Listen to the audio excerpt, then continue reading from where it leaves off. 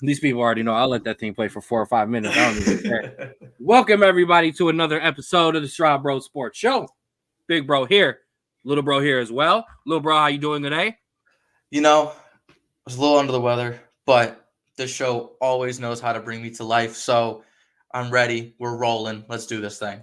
Man, listen, I've had an awful week. Shout out, Mom. Your favorite guys are absolutely here. Pops is all capped out, ready to go. I don't know if that's on purpose or not. Sometimes it's not, but that's all right. Same thing, not under the weather.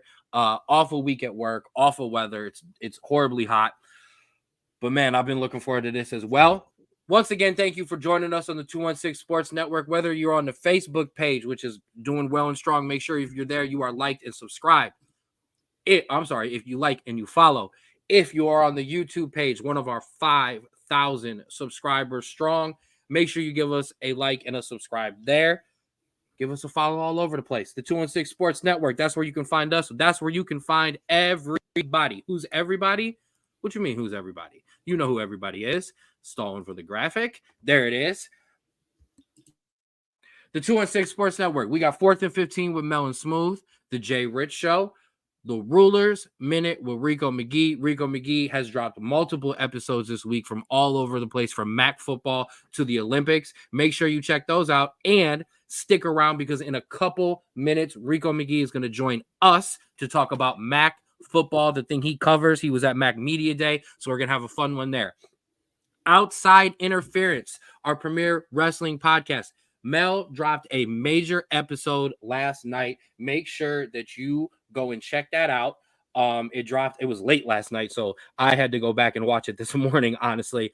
But he had the Soul Taker on, a huge indie wrestler.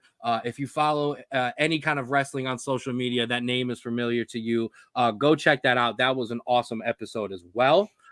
And the Straub Sports Show. You know the Straub Sports Show. That's me and Lil Bro here. You can find us anywhere and everywhere on social media. You can find us on TikTok at the SBSS. You can find us on Twitter or X at Straub Sports. You can find us on Spotify. And as I've been promoting the hell out of it, I got to find us on Instagram, Straub Sports Show. All kinds of stuff going on there. Interviews, posts, the stuff that we share from our friends of the show.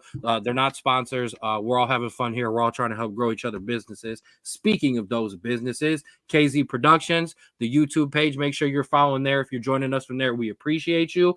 And as always, you see the polo, you see the sleeve. Shout out to my guy Austin at Create Your Own Wave Apparel, rocking with us as always. Check them out on Instagram. Austin's dropping new stuff all the time, almost every week, honestly, new designs and stuff like that. Create Your Own Wave 2021. And make sure you check out the website itself, CYOWapparel.myshopify.com. Don't ride that wave. Create your own.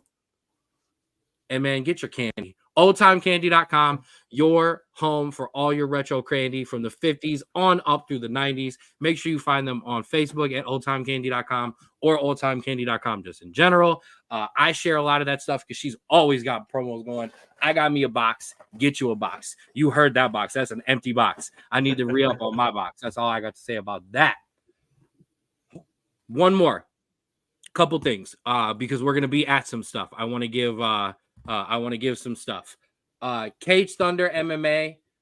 We are going to be at the pay-per-view on August 17th. Fight in the Flats. Me and Straub are going to be there. It's going to be an awesome time. Give a shout out to Ray as he was, and I'm going to get to Ray's news here too, but the Old Time Candy is solid. Ray bought with our promo code.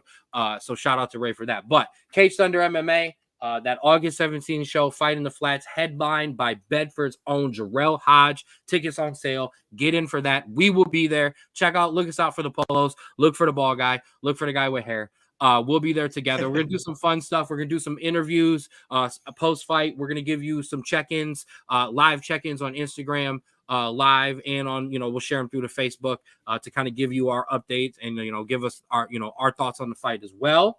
And I want to make sure I put the banner out for it because I gotta give that love out. Here we go.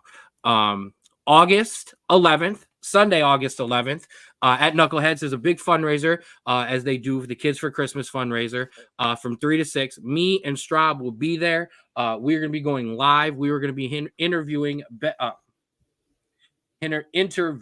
Sorry, I had the Bedford out of my mind with Hodge. Cleveland Browns legend Hanford Dixon. I'm excited for that. Browns fan over here, Straub, is excited for that.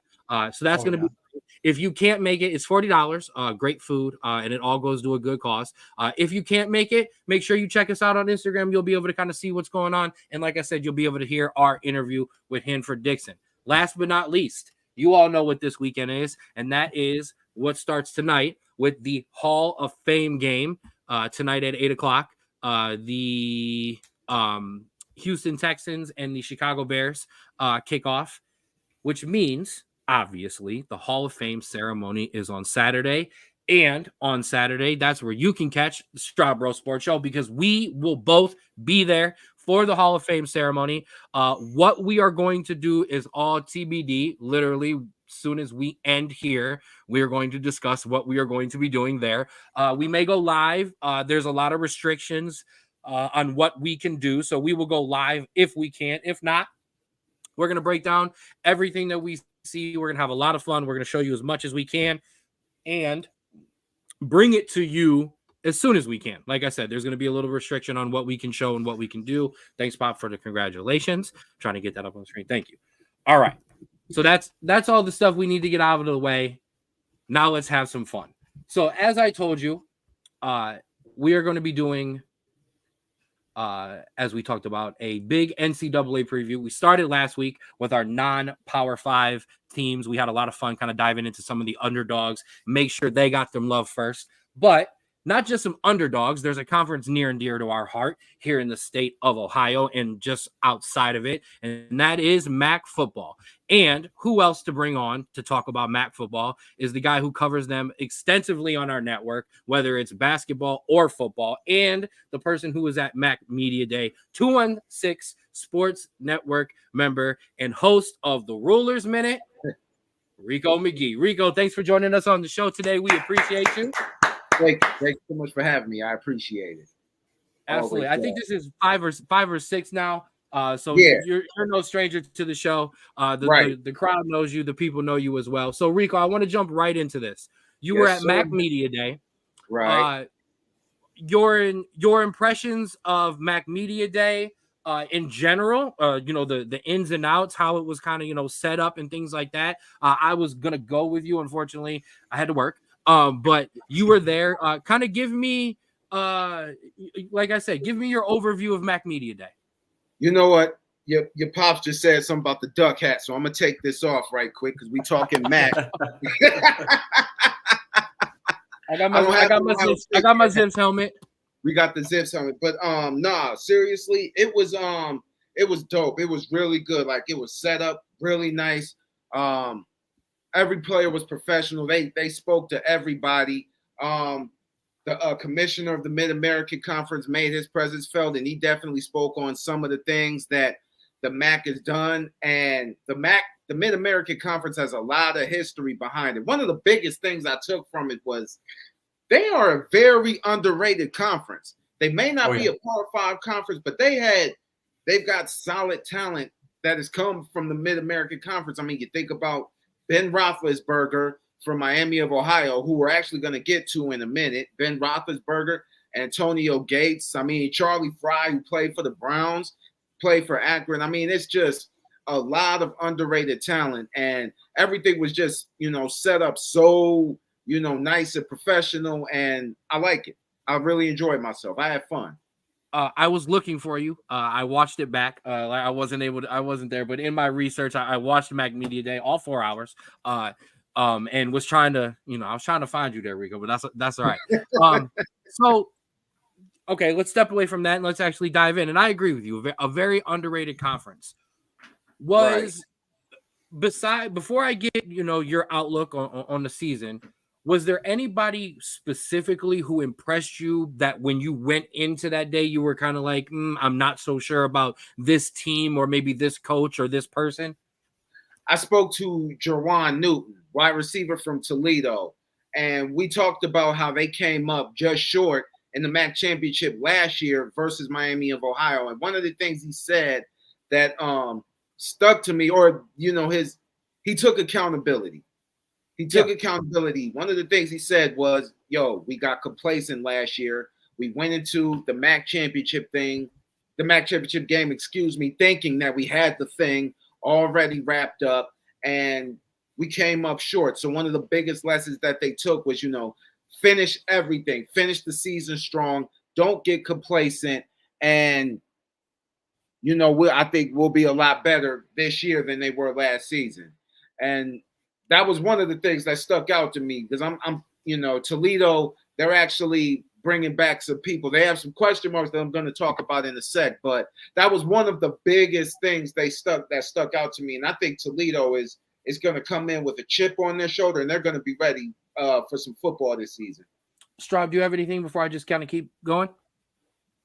I mean, listen, the MAC every year has either people getting drafted or has people getting transferred to a high-class Power 5 school. So there is talent up and down these rosters, and there's always going to be a team or two that is going to make an impact early on. It's going to be fun to watch.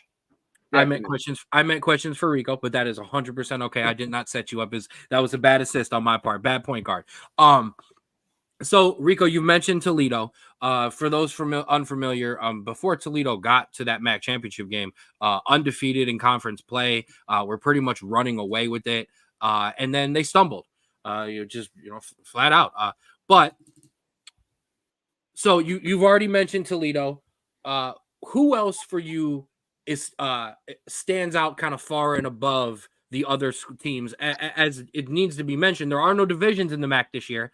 They've gotten rid of the division. So the two best teams that are, with the two best teams, with the best record, winning percentage, they're going to go to the MAC championship game. Who else besides Toledo kind of stands away and is separating themselves? Honestly, I'm going to go with Bowling Green. Bowling Green last year was tied for first in the country with turnovers.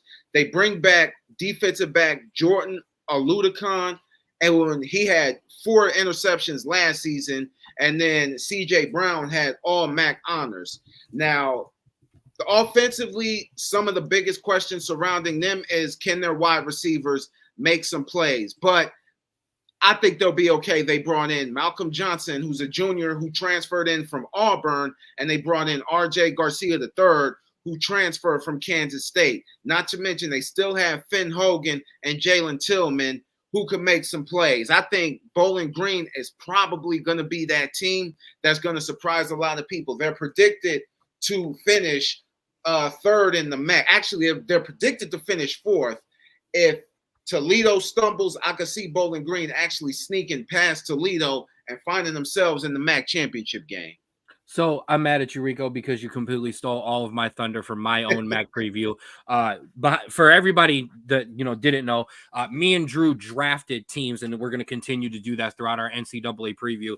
So we drafted MAC teams, and then we drafted our ACC teams. I got Bowling Green. This is what I wrote at the top of my preview. Obviously, we do not share notes. We have no need to. Not going to lie, my favorite MAC team to bet on has become one of my favorites to watch this year, last year. I loved betting on them last year when they upset Georgia Tech. But they became just one of my favorite teams to watch, which then became one of my favorite teams just in general. And here's why. Ranked first nationally in takeaways, 36th in 3-and-out rate. Okay. Now that's a legit defense right there. As you mentioned, a lot of those guys that were coming back. I think it may be a year too early for the MAC championship game, but they're going to be there in the race all year long. And Rico, tell me if I'm wrong. You're going to have to beat Bowling Green to get in. If you're any other team, I think if Toledo can stay consistent, I think they have a chance, because Toledo is their arch nemesis. So that's going to be the big game this season to watch for, depending on how Bowling Green performs. And they actually have a fairly easy schedule this year. I think Toledo is, if you're Toledo's probably going to be that second team to beat. Miami of Ohio, they're predicted to win. They're actually my pick to win it all again. But I think Bowling Green and Toledo are probably going to jockey for the second spot in that championship game this year. I agree. Now we can talk about Miami of Ohio and we can talk about Toledo. Let's come a little closer to home. Okay. And specifically, somebody that you cover closely. I've covered it more than a couple times on this show, and that's the Akron Zips. Now, last year, Akron, yes. Last year, Akron finished at the second to last. I'm sorry, in the MAC, and now is predicted this year to finish last in the MAC. To say that this is a tough job for Coach Joe Moorhead is very much of understatement. 4-20 in 3 years, and obviously, as you see, 2 of those wins were last year. They're going to lean on a very talented defense, and I know Rico is going to talk about that because Rico, you disagree with a lot of the pundits and a lot of the predictors who say Akron is going to have another horrible year and finish at the very bottom of the MAC. They got a quarterback that transferred from Cal. Him and Taj Bullock are probably going to compete for the starting spot. I'm sorry? Ben Finley. Yeah, Ben Finley and Taj Bullock are going to compete for the starting quarterback job, and there's going to be some questions surrounding the offensive line, some of the skilled players, but they got talent at those spots. It's just the question is, what's it going to take, for players to step up? The defense, they're pretty good. They were ranked 31st in yards allowed last season. Not terrible, but the defense is part of the reason why they didn't get blown out last year. So the biggest question. No, go ahead. I'm sorry. Yeah, the biggest question is just, are those players going to step up and make plays at the skill position, coming out of the backfield, at the wide receiver position, and then depending on who that quarterback is, it's just a lot of questions surrounding Akron. But I don't think they're going to be as bad as they've been the last few years. I agree. Me and you, Rico, we covered Akron a couple times last year. I know, Straub, you were able to actually be on the sideline with us for one of the games. That defense is not a joke. Okay. No. Yes, it did get beat up a couple times by some better teams. They are absolutely not going to be anywhere near in the Ohio State game, the Rutgers game. There's one more. I don't remember. Yeah, South Carolina. No, they're going to get blown out in those games. But for a team that finished 2-10, they absolutely need to go on the road and collect some checks. I got no problem with that, Akron. But that defense is legit. Defense is travel in college football, so they're gonna hang in there, and they're gonna be respectful. Yeah, on the field. The offense, like you said, the difference for me is they've got to get out of this offense, this option-based offense. I think so. They've got a guy who can throw the ball in there. No, the running back room is depleted. The wide receivers have no experience. I shouldn't say the running back room is depleted. None of these guys have, I think, over 100 carries. None of these wide receivers have over like 150 yards receiving. But a good quarterback can help that. And the guy in the MAC, and I'm not trying to put down the MAC, but it's not Cal. It's not what the Pac-12 was. So he's coming in and he is taking a step down. Can he elevate some of those guys and some of those playmakers on the Akron side to make Akron a better team this year? Scott, your thoughts? Oh, sorry. My bad, Rico. No, you're good. Yeah, listen, Akron is one of those teams where there's nowhere to go but up. And that, I think, is going to be the message in that locker room from practice one, where there is going to be bulletin board material every single week of their rankings, what they think that the schedule is going to be like, and even what other people are saying week to week. And so when you look at that team, you have to kind of obviously, temper expectations, obviously, because of last season and going into this season. But this is a team that really has nothing to lose, and that is one of the most dangerous teams you can be. And so if it comes down to it, maybe they don't, push for anything meaningful this year, but they could be a team that maybe decides a MAC championship game, or a team that gets in a bowl game or not. And you know what? That's sometimes just as fun. So we're going to see what happens. And I think they're going to surprise some people. And I think they're going to be interesting to watch. I think they have the defense to actually play spoiler to a few teams for real, because they're the type of team that you think you're going to just walk in and just, all right, we're going to blow them out of the water. It's nothing. And then you lose by 3 and you're like, well, wait a minute. Hold up. These guys are better than we thought they were.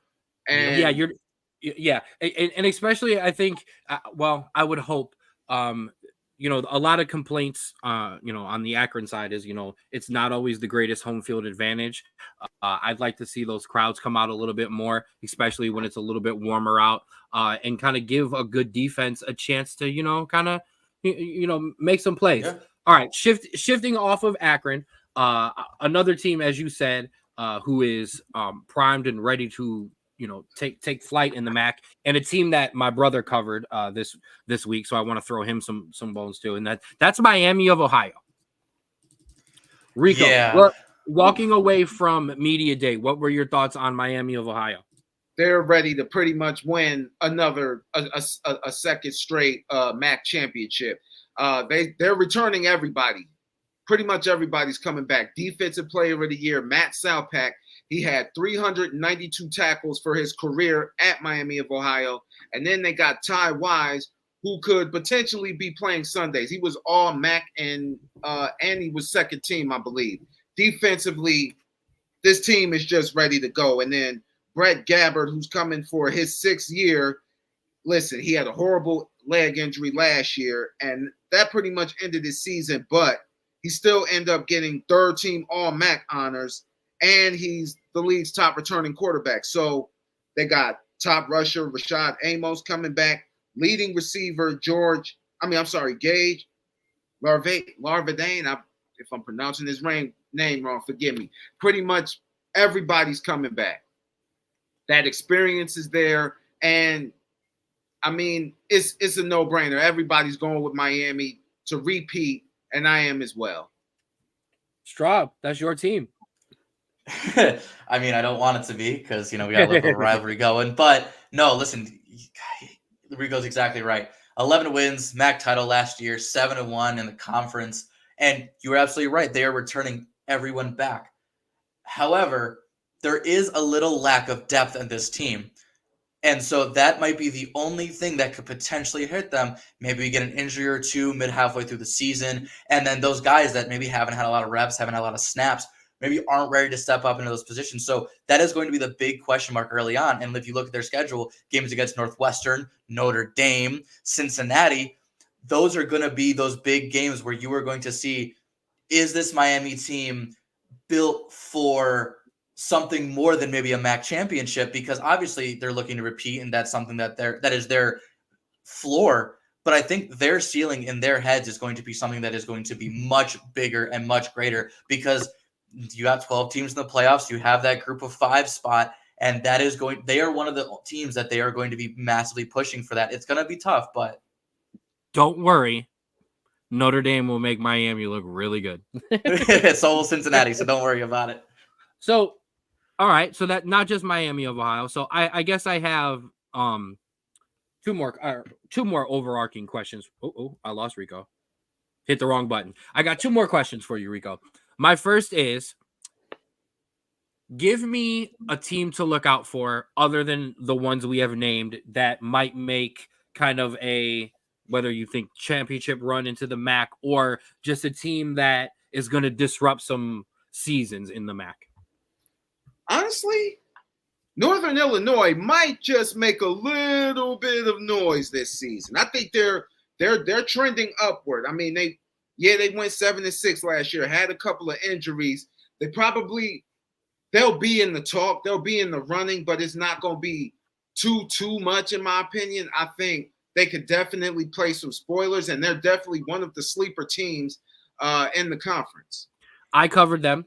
Antonio Brown, running back, returning with an offensive line too.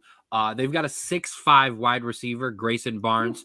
You want to talk about a mismatch? Yeah, just throw that ball up to that guy. But how good is running back Ontario Brown and that veteran offensive line? I found this. I thought this was great. I'm sorry, third in total rushing yards before contact. My guy Ali Gordon Wow. III at was number 1 on that list. So yeah, that's a pretty damn good offensive line in the MAC. And defensively, they probably have one of the best or second best secondaries in the MAC. So even though they've lost 3 top defensive linemen, if the rest of these more experienced, and when I say more experienced, they got guys with 200 snaps or more, absolutely. Northern or almost called them Northwestern. Northern Illinois can absolutely kind of make some noise and disrupt them in the MAC. All right, I got a bigger overall arcing question for you, Rico. What's up? If one of these teams in the MAC, whether it be Toledo, Northern Illinois, or Miami of Ohio, let's stay with the big 3. If they were to run the table in the MAC and potentially, obviously, I don't know about everybody's outside of their schedule, but if they were able to make some noise, maybe upset one of the ranked teams on their schedule and run through the MAC, is there a possibility a MAC team could knock on the door of a 12-team college football playoffs? I think they wouldn't have a choice but to listen. If they can, let's just say for the sake of the argument, Akron runs the table, right? I'm just as an example. Let's just say you beat Ohio State, you go in the South, you do your thing. The committee wouldn't have a choice but to listen. You have to. I mean, you're talking about Ohio State is what, ranked second start in the preseason polls? Yep. You would have to listen. You would have to listen. I mean, you just wouldn't have a choice. I mean, it's 12 teams now, and they're showing you, they're giving you the resume. Like, listen, Kent State plays Penn State this season. And we've seen college football things happen, right? Yeah. Let's just say Kent State goes into Happy Valley and pulls off one of probably the biggest upsets since Appalachian State over Michigan that one year. Let's just say that happens. I think, and they're able to run the table, you would have to listen. They're making their case. You can't leave them out at that point. Drew? Yeah, I think when you look at it, there are 3 things of criteria that you have as a group of 5 team. You obviously have to go undefeated in your conference, or at least like a very close 1 loss. You have to have a win or 2, a signature win or 2 outside of the conference. And then you kind of have to have some sort of foundation that you built the year before. And so when you look at those teams, Miami won the MAC title and now play Cincinnati and Notre Dame and Northwestern. And so if you can get a couple of those wins and run the MAC 100%, Bowling Green, like we talked about, have had a good year, but if they take that next level, they play Penn State and Texas A&M.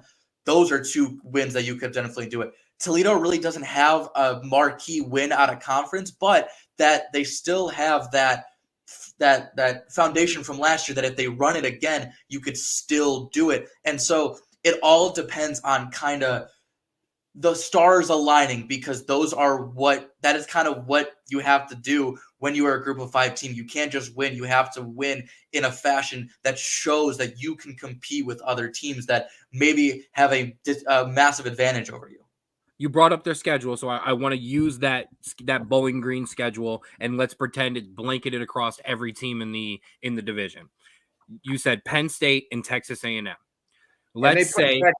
I'm sorry, I didn't mean to cut you off. No, that's okay, and that's extremely tough, and the committee will look at that too. They're not going to get knocked for that. So here would be my question, okay? So you're any team in the MAC, let's say they beat Texas A&M, stay and they lose respectively to Penn State, and then run the table in the MAC. Is that enough? Yes. I think so. Yeah. If you knock off one of those 2 teams, because I like it. If let's just say you go in there, and I think you lose to Penn State, but you lose very close game. But then you go in the Texas A&M, the home of the 12th man, and you beat them, I think you have a chance. I think you make a case. I think you're in. I think you get in. Yeah. I think the biggest thing there though is that, and what's tough is you have to make sure that no one in any other conference does the exact same thing. Right. Because you're only going to get probably one spot. And so that is going to be your big thing is you can do all that. But then if Appalachian State runs the table and has a win, then it's like, now you're picking hairs and you might not make it. And so that's going to be the tough thing is you just have to get extremely lucky in these scenarios. But hey, it's happened before. Right. No, the thing, no, and I have not been the biggest proponent of 12 teams. I don't like it. What I will say that I do like, yeah, 8 would have been better. 8 was perfect. But what I do like about 12 is it absolutely sets up an opportunity where last year, if we have a Liberty, and that's who everybody talks about, Liberty would have been in the 12. Liberty would have been in the 12. There's also a possibility a Liberty could get in, and so could a Toledo, and so could a Miami of Ohio, so could a Bowling Green, which pick the team out of the MAC. One of those teams could also make it if they win those games. Before, it was only going to be one.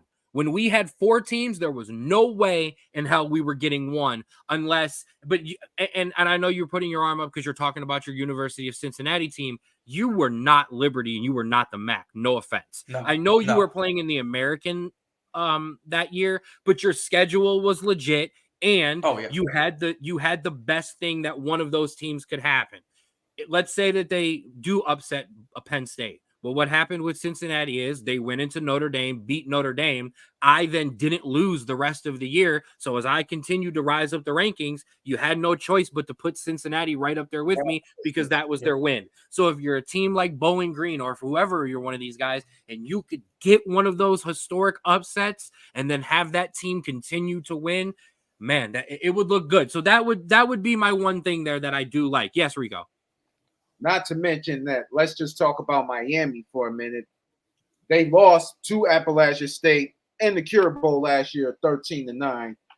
They probably got robbed. But anyway, no, but yeah, like I really believe that the committee, and looking at Miami's schedule, you go on the road at Northwestern, then you play Notre Dame at Notre Dame. I mean, it's doable. I do believe that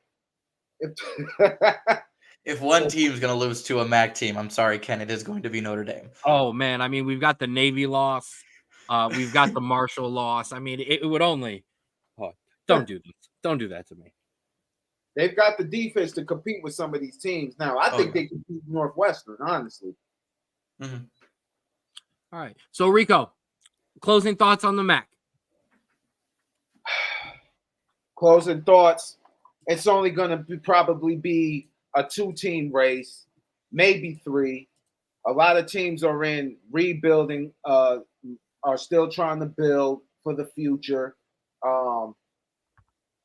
That's basically what it's going to come down to. The question for real is, can Miami of Ohio shoot for the college football playoff? If they can take care of business throughout the year, don't lose no ridiculous game, and don't lose in a ridiculous fashion is what I should say. Take care of business.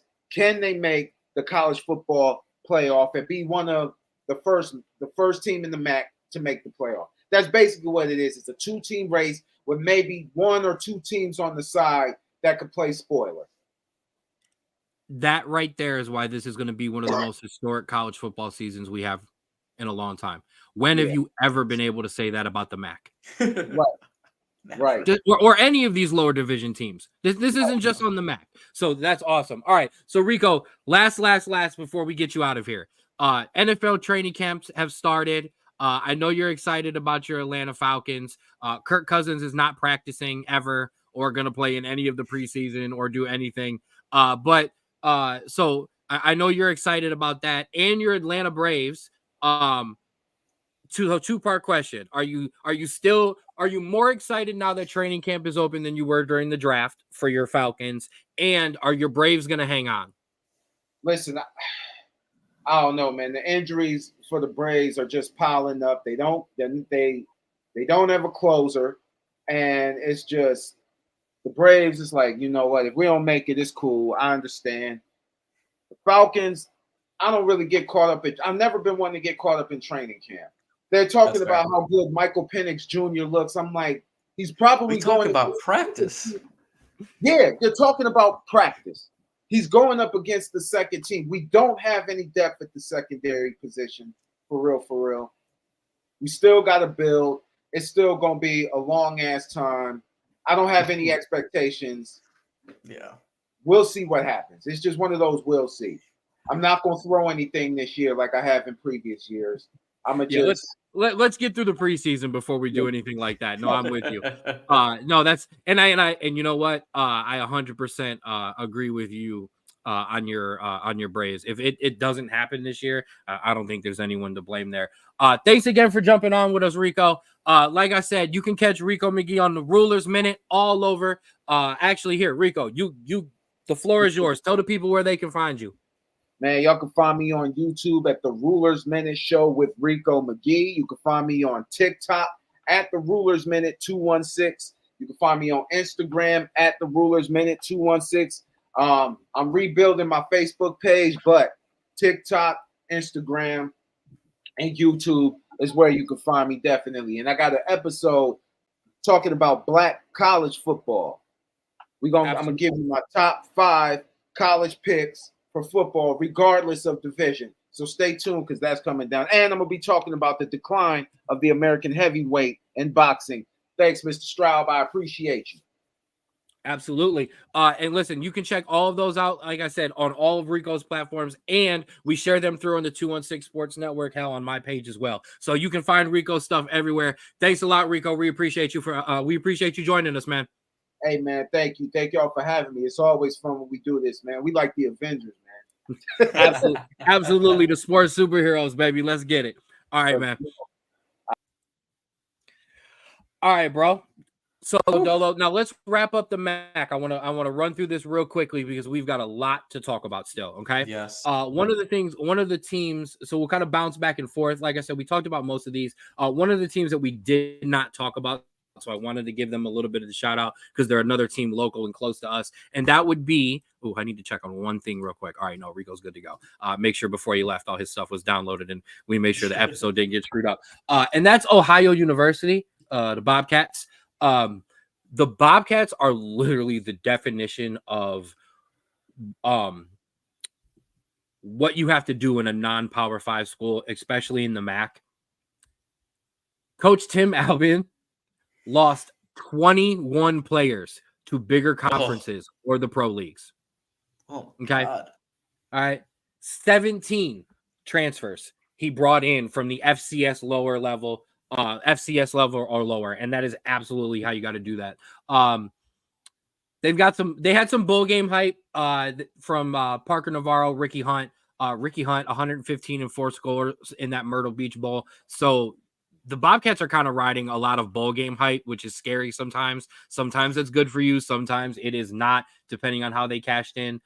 So that is somebody I wanted to give some love to. Anybody else you want to throw out before I finish up with my last team? I do, actually. There's one team that we didn't really touch on, and is actually if you look at they have I forget who did the rankings, but they have like the toughest jobs in college football, right? Mm-hmm. And consistently every year, Eastern Michigan is up on that list. But you know what? Head coach Chris Creighton is one of just the staples of this program. 6 bowl games in 8 years. There's only 4 starters returning on offense, but they bring in quarterback Cole Snyder from Buffalo, who threw for 2,000 yards. Running back Delbert Mims III from NC State, so you get a little bit of a Power 5 boost there. And JUCO wide receiver Ron Singleton. And listen, JUCO wide receiver, JUCO players in general always have a chip on their shoulder, and you never know what you're going to get. The sky is a limit like that. And so Eastern Michigan, that with a defense that they always bring every single year, this is a team that I know they went 6-7. I know they went 4-4, but this is a team that is very consistent, will lean on what it's good at, and I think is always a chance to get either 8 to 9 to 10. They do have some, they could regress a little bit, but I do think that they are going to consistently get better and be as consistent. Oh, you did so good. There's something about done, and I think that's a big thing. No, I like that. You also had Kent State on there. I think you should finish with a little bit on them. The last team I also wanted to highlight. Sorry, behind me. Yeah, no. Last team I wanted to highlight as I'm trying to get Rico back. I need him to jump back in the lobby, so I was handling something behind the scenes, and that's Western Michigan. Another sleeper, kind of like Bowling Green was. Matt coach Lance Taylor in his second year now brings back all his leaders, offensive. On the offensive side in passing, rushing, receiving, 2 all-conference linemen, 15 defenders with 250 snaps. He's going to have 12 of them back. That's huge for a MAC team to be able to turn that around and keep those kind of guys. The key for this team to turn around a 4-8 season, as you see, 7 of those losses were by 13 or more. They got to keep these games a little bit closer. So that's just another team on that other side. Obviously, and I will say about them. Yes. About them, like we said, 4-8. It was very close, but they did have wins over Central and Eastern Michigan last year. So 2 key wins against your rivals in the conference always boost optimism in the locker room. And so I think 4-8, if you're going into your second year, I think there's a lot of room for improvement there and a lot of room for optimism and hope. And so, you know what? That Western Michigan team, I think there is a underdog mentality there, and I think there's every right to be, because I think that this team could be really good. And then last not least, Kent State picked to finish last in the MAC, unfortunately. That's going to be a tough one. You tell me, you covered them. I mean, it's not great. No, listen, a rough first year for new head coach Kenny Burns. 1 win, a minus 239 scoring margin, only 1 loss under 10 points. It was very rough. But as every MAC team does, they find ways to give themselves reasons for hope. They are bringing 12 starters back. Kansas transfer Kai Thomas and Gavin Garcia are a boost to the backfield. Wide receiver Krishan McCray is someone to look out for. The real question is who's going to get them the ball? And how much time will he have to get it to them? They have a quarterback battle, and the O-line gave up 41 sacks last year. So if you can figure out a way to give your quarterback time and your running backs time, this is going to be a team that I think could steal some wins, improve upon last year, which is honestly not too hard to do. And I think this is a organization that is putting their faith in Kenny Burns to slowly rebuild this program for what it was left with. And I like them. It's going to be very rough, and there's going to be some very tough games, but I think it is going to be a season of hope for next year, and I think that's all they can ask for. Yeah, nailed it. I don't think you could have done that any better. All right, so that'll do it for the MAC. That was great. It was good to have Rico on. I want to shift over. I want to kind of break up our college football talk. I don't just want to talk college football for 2 straight hours. I love college football, but sure? Okay, no, I could talk college football just by itself for like 4 straight hours. But all right. So that wasn't the only thing that happened this week, though. We have a lot of other things going on in sports, but not what you would normally think. And that's because it's not your normal thing. And that would be the Olympics. I'm going to be flat out. I'm going to be honest with you. Okay. I'm all in. I could not be more all in on this. They've got this gold zone channel, basically, where they just keep you updated on everything live. There's 4 boxes. There's 6 boxes. They go octabox. It's the most amazing thing you have ever seen in your absolute life. I have fallen in love with it. I know you are going to update us here in a second, but I'm all in this USA, man. We run it, kind of. Not exactly. Actually, no, this has kind of been one of the more disappointing Olympics, actually, for the United States. Go ahead and show them that medal count.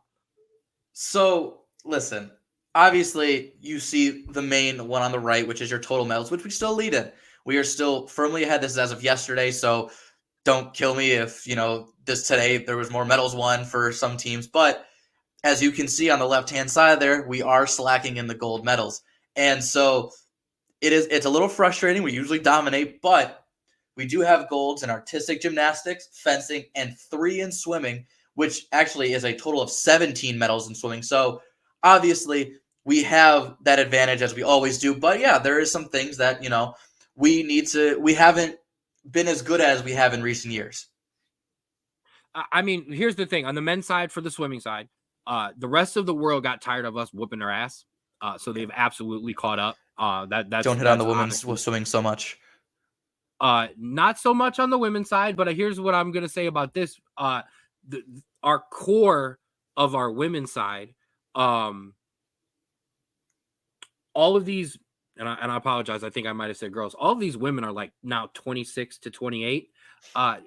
They're done. They want to go start families. They want to have lives outside of swimming.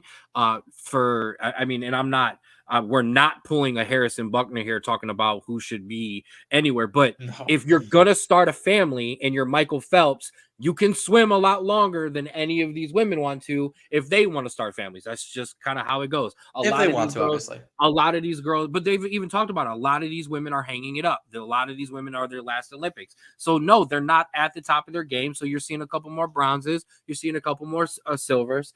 But for the most part, we're still whooping butt. All right. Yeah. Katie Ledecky's still out there in the 1500 just lapping people. Oh, is that tonight? Is that a spoiler alert? No, that's a later segment that I have. Oh, I got you. But yeah, it's been awesome. And I mean, dude, when I'm talking about all in on this, I mean, and I wrote some of this stuff down because I wanted to specifically talk about it. I mean, how could we not talk about Simone Biles? Just the goat. God, yeah. Okay. The female goat of whatever the hell you want to talk about. She's out here doing tricks that are named after her because no one else in the bleeping world can do them but her, while she's got a twisted ankle or calf, quad, whatever is wrong with the girl. They're keeping the injury more secret than they do during hockey games. But she's still out there whooping it. But yeah, I mean, table tennis. First of all, the kid from France. God. Not LeBron or LeBron. The kid who does the LeBron fist pump. That dude is awesome. He's like 17 years old, just smoking people in ping pong. I was watching shooting. How about our United States women's rugby team? Oh my God, dude. If you didn't watch this, they won bronze on a walk-off.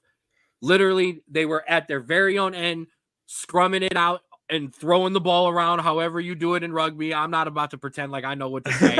And this girl took off and ran it the whole length of the field, scored with no time left. Then they kicked it through their really big, skinny upright, and we walked off with a bronze. We beat Australia.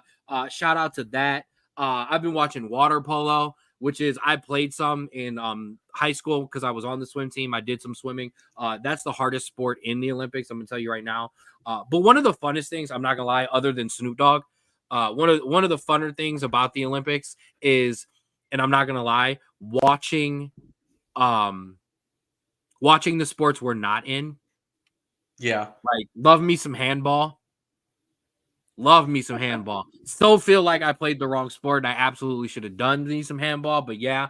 That's some of the fun stuff too. I got some other stuff. I'll save it when we give out awards. I know you do too. But yeah. Women's boxing, there was the girl from Cleveland got her butt whooped this morning, unfortunately, by some girl, and that girl can swing.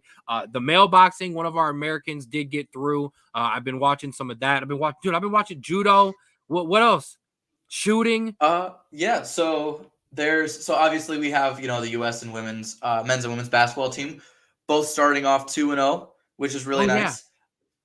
Yeah. And also something that we were kind of covering earlier, the U.S. men's and women's soccer was in the Olympics, and they both qualified for the knockout stages. And we'll bring this up here. The men, a little bit of a tough sledding, but it's against France, who is really good at soccer, and also the host country, so that's going to be super hard to overcome. But back-to-back wins against New Zealand and Guinea has them advancing for the first time since 2000. I mean, so this is what I want to talk about. First of all, the women, I mean, they obviously should make it, but the men, yes, obviously they defeat to France. But what did we talk about? Take care of business. Let's get into the group stage and let's just have some fun. Now, from this point forward, it's squeaky bum time. Okay, Oh, yeah. Everyone's gonna be tight. Everybody's gonna be nervous. So there's an opportunity for us to sneak in there and kind of make some noise. Though now the women, they took care of business like they supposed to. Right, this is Absolutely. the team that absolutely should medal. It should be gold or silver. But I prefer gold. I mean, but I'm a bougie American. But for this men's team, we sniff a gold medal, and I'm gonna be the most excited I've been in a long time. No, you're absolutely right. And speaking of the women, as you can see, they ran the gauntlet. They're the first women's team to advance the knockout with winning every game in back-to-back Olympics. Technically, Canada did that right after us, but they also were cheating with drones, so we're not going to qualify them as the second best. And also, who cares about second best? We're the first best. Absolutely. Oh, and since we did mention boxing, and Rico talked about it, yeah, that the fight was a very close fight, but unfortunately she did get beat. But go ahead, back to what you were saying. Yes. So looking forward, Friday, August 2nd, that's tomorrow, by the way, at 9 a.m., the U.S. men's will play Morocco. That is going to be a fun game. Morocco, actually, they did bring a strong squad this year. Hakimi, their right back, which is one of the best right backs in the world, will be available, so that'll be very, very tough. But I think that we do have a shot. I'm going to be watching it very intensely and not working, but, it's fine. And then Saturday, the next day, the U.S. will play Japan at 9 a.m. And if you remember, about 2 World Cups ago, the U.S. actually played Japan in the finals and beat them pretty solidly. So we will see what both teams have learned, and this will be a very, very fun weekend for the Olympics. Absolutely. I'm super excited about the game against Morocco. Like I said, anything's possible. You get into one of these games and, if you defend too much, or I'm sorry, if you attack too much, if you're Morocco and you control too much of the game, sometimes you can absolutely get caught. So we will definitely see how that tracks out. But and then yes, for the women, I'm excited, but like I said, I'm kind of looking further down the line. I'm not going to lie for the women Absolutely. to see what they can do. All right. So, and by the way, the most exciting part about this all, we didn't even start track and field yet. I know. We didn't even start track and field, and we didn't even start what else hasn't even started? Yeah, whatever. Sure. There was something else that hasn't even started too, and it wasn't even just that. All right. Also, I want to touch on this real quick. Schultz, the goalkeeper for the U.S. that is playing over Gago Sonina. While I understand you want to win and you want to do this, let's think kind of long term here. You probably want the 19-year-old who's literally positioned to be your number one goalkeeper in the next, like the 2028 World Cup, even close as this one, or try 2026 or 2030. You kind of want him getting valuable minutes, but I'm not going to say anything because technically this is still the Berhalter regime, and so I'm keeping my hands off this topic. Yeah, but once again, and I'm not saying that this is happening, but once again, we go into a major tournament thinking this is what's going to be the goalie decision, and once again, we're kind of like, huh? So we will definitely see about that. All right, want to give away some awards before we start talking about the baseball? Let's give away some awards. It's time to give away some Straub Bros of the Week. Your honorary Straub Bro of the Week, presented to you by Create Your Own Wave Apparel. Don't ride the wave, create your own wave, and become a Straub Bro of the Week. Straub, floor is yours. Yes, so the reason why I told you not to go too in-depth on Katie Ledecky is because she is my Straub Bro of the Week, my Straub Sis of the Week, and that is because she has won her 8th gold this week and also added in a silver and a bronze afterwards. But there's something incredible that makes her that much better and makes her the Straub Bro of the Week. She now owns the top 20 times for the women's freestyle in the Olympics. If you look at the top 20 Olympic records for for the women's freestyle, it is just all her. And I think that sort of dominance only comes around in a generation, and it is fantastic that we are in this generation that we were able to watch such an amazing athlete. Just monster, dude. They showed the picture of her winning the 1500, and you couldn't see anyone else. No I one else know. was in the picture whatsoever. And she's not the only person who won big, but she's our American who's winning big. So I absolutely love it. Yes, absolutely. Shout out. I'm assuming you only have one because you followed the rules. Of course. Good job. All right, here's my 17. First things first, you already talked about it, so I guess it's a half Straub of the week. The United States men's soccer team for making it to the knockout stage for the first time since 2000. We touched on that. I know we like to celebrate gold all the time because that's how kind of we are as American, but I want to give a shout out to the U.S. men's gymnastics team for coming up with the bronze, their first medal in 18 years. Shout out to those guys. They were hype. If you watched it at all, I don't understand how you couldn't be excited the way those guys were hyped. Yeah. And then my guy Steve, who dominated the pommel horse, the man who had some issues going on, has to keep his glasses on, stood at the pommel horse for 2 hours. But yeah, that is that's short how one this week. What? Short one this week. I appreciate it. Oh no, I'm not done. I was reading Rico's text message. I apologize. Okay. And then let's get to some good Olympic feels moments, right? Oh, Yes. yeah. And as Mom mentioned, the ladies gymnastics teams, unfortunately, I kind of pawned them off with the same way as I feel about the men's and women's basketball. They just so dominant. I just expected it. But yes, they redeemed themselves, came back and whooped their butts on some gold. Daniel Whiffen of Ireland, who won gold in the 800-meter swim, cried on the medal stand. Why? Because he had never heard Ireland's national anthem at the Olympics. Oh, Feels damn. in the goosebumps. Feels in the goosebumps. Shout out to that guy. And I'm not done. Adriano Rano Olivier, who in the shooting event brought home Guatemala's first ever gold medal. That is the stuff I'm talking about. I'm sorry if you can't watch that and feel a certain type of awesome feel and goosebumps. You're not a human being. I'm sorry. So those are giving away some international Straub Bros of the week and Straub Sis of the week. Those are absolutely awesome. All right, Olympics out of here. Awards out of here. Man, it's been a big week in baseball as well. We've got to talk some baseball. Before we go national, we're not going national. We're keeping it local first. I want to talk about our Guardians, okay?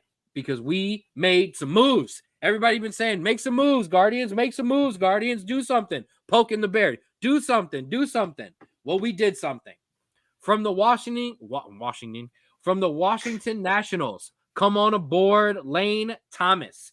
253 average, 8 home runs, 40 RBIs. I did a little diving in. I did a little advance. 45 at-bats, 10 hits, 5 runs, 1 home run, 4 RBIs, and a 222 average against the American League, minus the Guardians this year. Move number 1. Thoughts on that?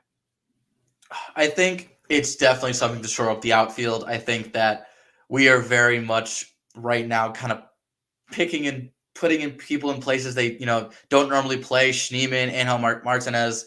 And so I think this is a move to really just solidify that outfield.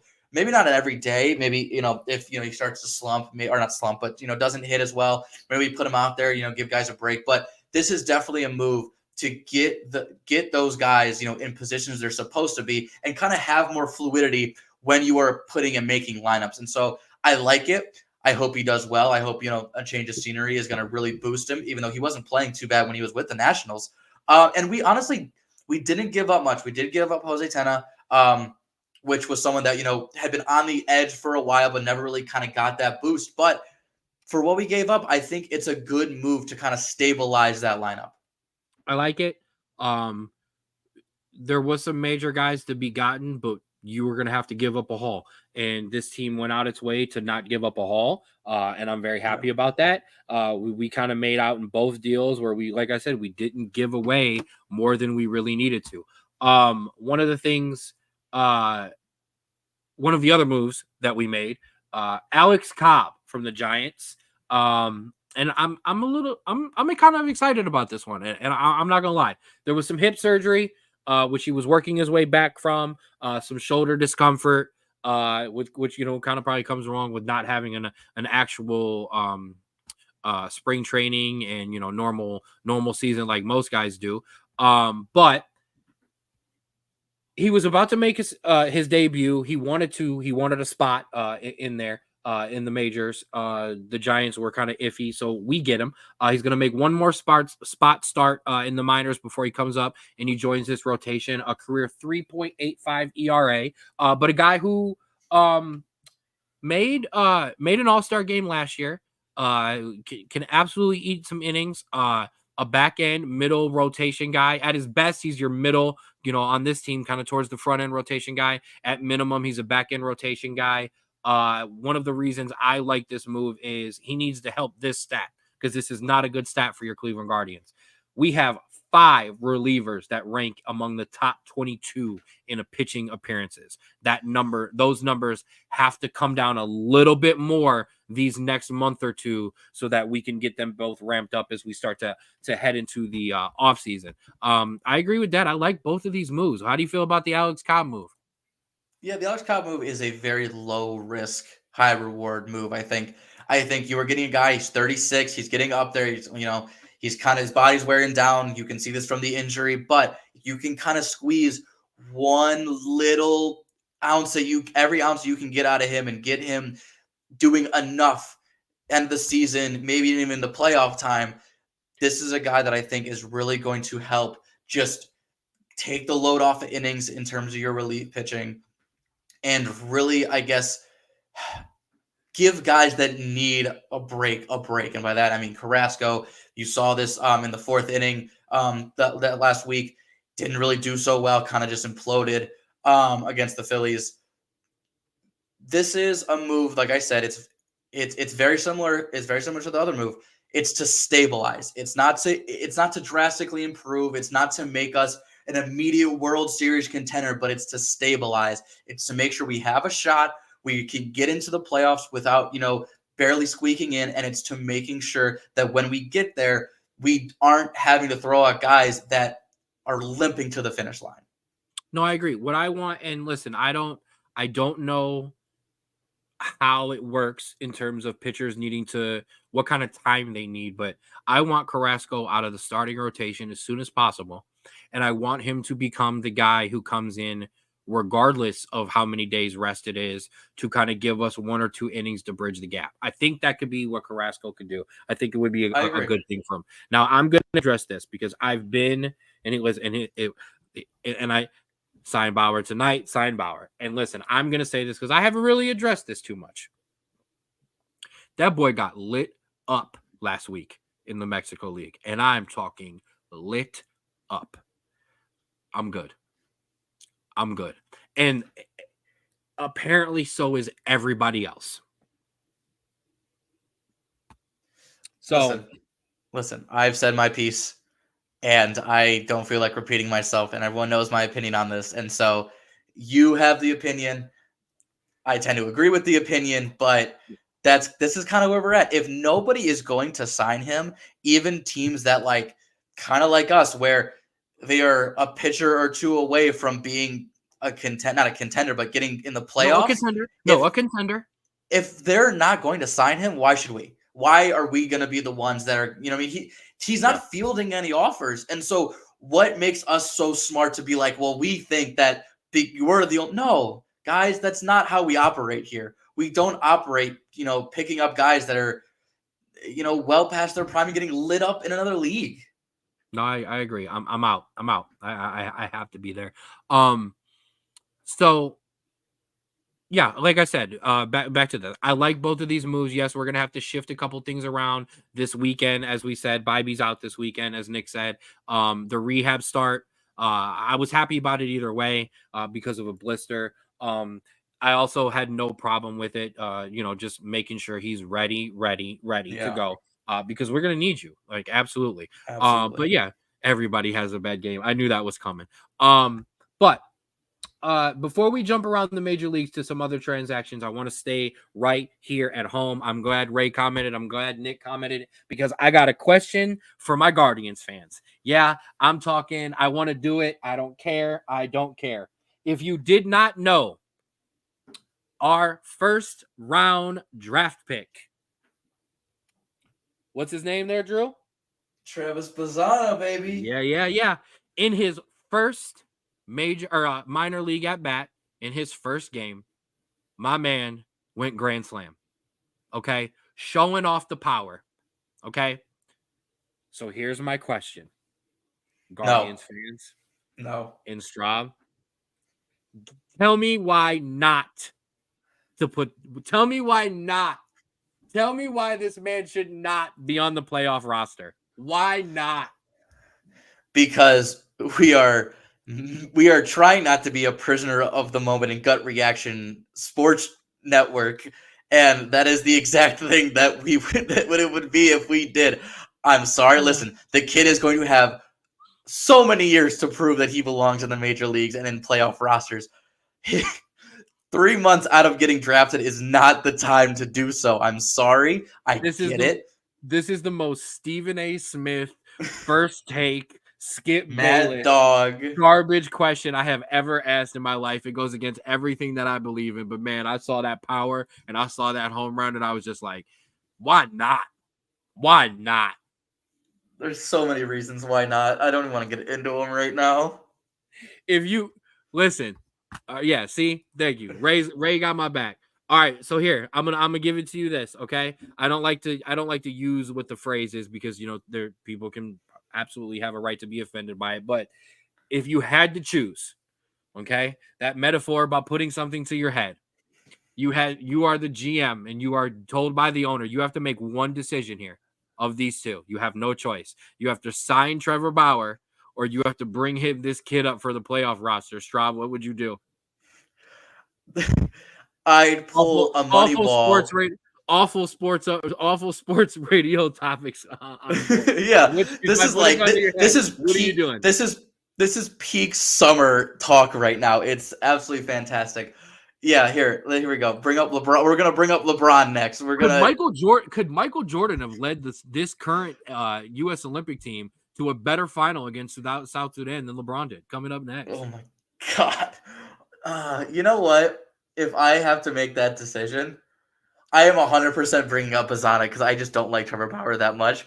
But I don't want it to come to that decision. And if it ever came to that decision, I guarantee I'd pull a money ball and be like, yeah, no, I'm not doing either. You can fire me if you want.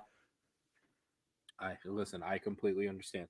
All right, I thought that would be funny. I'm not saying that we got to bring the kid up. It's absolutely awesome that he just jumped right in. Minor league playoffs start soon, right? Yeah, I like that. I like that, Nick. I wish he didn't retire because that dude, yeah. Hey, listen, I'm just saying. You guys want guys who are retiring. I want the kids, all right? Bartolo's hitting dingers somewhere in the Puerto Rican League. Striking out 12-year-olds. Now, speaking of those Guardians, I did some work this week. I forgot to use it for the Mac a little bit, but I want to bring something up. So everybody remembers when I threw this up. This was the first 7 days after into the All-Star break, I should say. Basically, all of the week before last week's show, as you see in the batting average. But I wanted to show you what has happened. Yeah. Okay. We've got some guys who have started to come back to normal. Jose Ramirez back on top. Josh Naylor hitting the ball again. Look at Yamsky, man. Absolutely starting to hit the ball Andre again. Jimenez, welcome back to life. Yeah, going from 067 up to 280. Stephen Kwan kind of flirting around in that 270 or that 260 area. That's fine. Bo Naylor had a little bit of a dip, but still that's okay. It's where your catcher is going to be sometimes. But then you got some dips, man. Austin Hedges off a cliff. Will Brennan not hitting the ball at all. Rocchio, as you know. Freeman, with the worst dive of anybody on the roster, or I should say getting at bats there. And then Schneemann too, who did get a hit yesterday. I think it was a home run, but still not hitting the ball very well. Yeah, the Hedges one, honestly, I went to the one of the games where he had a 3-hit performance, which is like I think the first time he's done that in like probably 4 or 5 years. So that probably contributed to the 400. He also doesn't get much playing time, so when he does, it's very spotty. So I'm not going to blame it on him. But yeah, no, listen, Freeman is really disappointing, but he's one of those guys who's very streaky. He could be really good for you or really, not great. Schneemann, as he came up and was hot, and ever since has just dive bombed. He is very much a defensive guy right now. Martinez started off really hot, and then yeah, you're right. Since the break has just been kind of flirting back down. But this is why we made those. That's why I made this trade. That's why we are making these moves, because you are going to see these rookies and these young kids regress, because that's how everything works. And so bringing in a veteran presence to just stabilize everything is exactly what you need. I 100% agree. So here, I got to do it. Go into your DraftKings now. Fire up your FanDuel or whatever you have. Nick's putting it on the books. Cookie throws a no-hitter tomorrow. Book it. He says book it. I actually I made a little bet the other day. Oh yeah? Did it hit? Or you're just gonna leave us hanging? You're just gonna It's a future bet. Guardians winning the American, Phillies winning the National League. Plus 1,200. Nice odds. I'm just saying, throwing that out there. Little non-football. We're still waiting for football to come back. Kind of parlay there. It's nice. I like it. I like it. I'm starting to put together some college football futures and some college football over-unders. We will absolutely have some fun with that. Oh, that's my guy. He already went and looked. That's shout out to my guy Nick. All right, absolutely be throwing a dime on that. And I'm talking a literal dime. It's gonna be cracked after the first inning. Absolutely, it's like the clip that they show for baseball or the MLB Network, where they're doing the no-hitter alert to start the game and the guy gives up a home run to start the game. Yeah, absolutely. Now, the Guardians aren't the only team we got to talk about. We'll jump around the rest of baseball. Before you throw that graphic up, there was some moves. Yeah, you pause. There was some moves that were made. There were some other notable trades. The Dodgers dodgered. They went and got Jack Flaherty from Detroit with a big package. No diddy. The Orioles acquired outfielder Elroy Jimenez from the White Sox, and they got Trevor Rogers. The Padres, with a surprising and a big move, went and got closer Tanner Scott from the Marlins. Any other moves intrigue you? Any other moves poke you? Make you feel a certain type of way? Not particularly. I mean, I appreciate the White Sox and the Tigers trying to get worse. That really makes me feel better. And honestly, the Twins not making any trades kind of helps as well. They didn't really try to get better, so I'm okay with that. I was looking more in division, kind of see how we stacked up, and I think honestly, we were the only team in this division that really got better, and so I'm okay with that. I am more than okay with that. And I think that's Detroit and Chicago kind of going, we gave it our best shot. We can't really do anything, and then the Twins kind of going, we don't want to give up anything because we're not trying to contend this year. So I'm cool with it. We didn't give up anything either. No, we gave up some low-level prospects. We had one or two ones that could have been something, but nothing that's like your first like top prospects. All we talk about is the depth this team has at the infield position. You just drafted overall number 1 pick, a guy who's going to play in the infield. I'm okay with getting rid of an infielder. And let's be honest, the pitcher that we did give up, if he was worth a damn, he'd have been up on this roster. Because everybody who was worth a damn with an arm has been up on this roster for a long time. And not been traded because there's, listen, I was going to say, we crank out pitchers like we're printing out money. And so if he was worth his salt, we would not have been giving him up. 100%. Okay, Rico McGee is complete. I don't know if he can hear me about that, but no, that's no worries. I wanted to point that out. But yeah, I agree. I like it. I like that nobody in the division is pushing as hard as we are, even though nobody thinks that we like overly pushed. I'm not, you know what I mean? No. But it is what it is. I wanted to bring back up Nick's comment. Oh no, never mind. On my screen, his picture looked funny, so I was just seeing what was going on there. All right. So that'll do it for that part.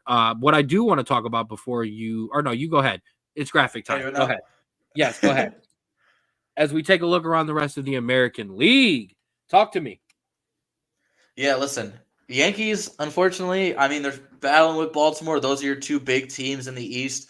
I mean, obviously Boston, kind of staying there, staying alive, staying in the race, but really just has to make a surge to make any kind of swing at this.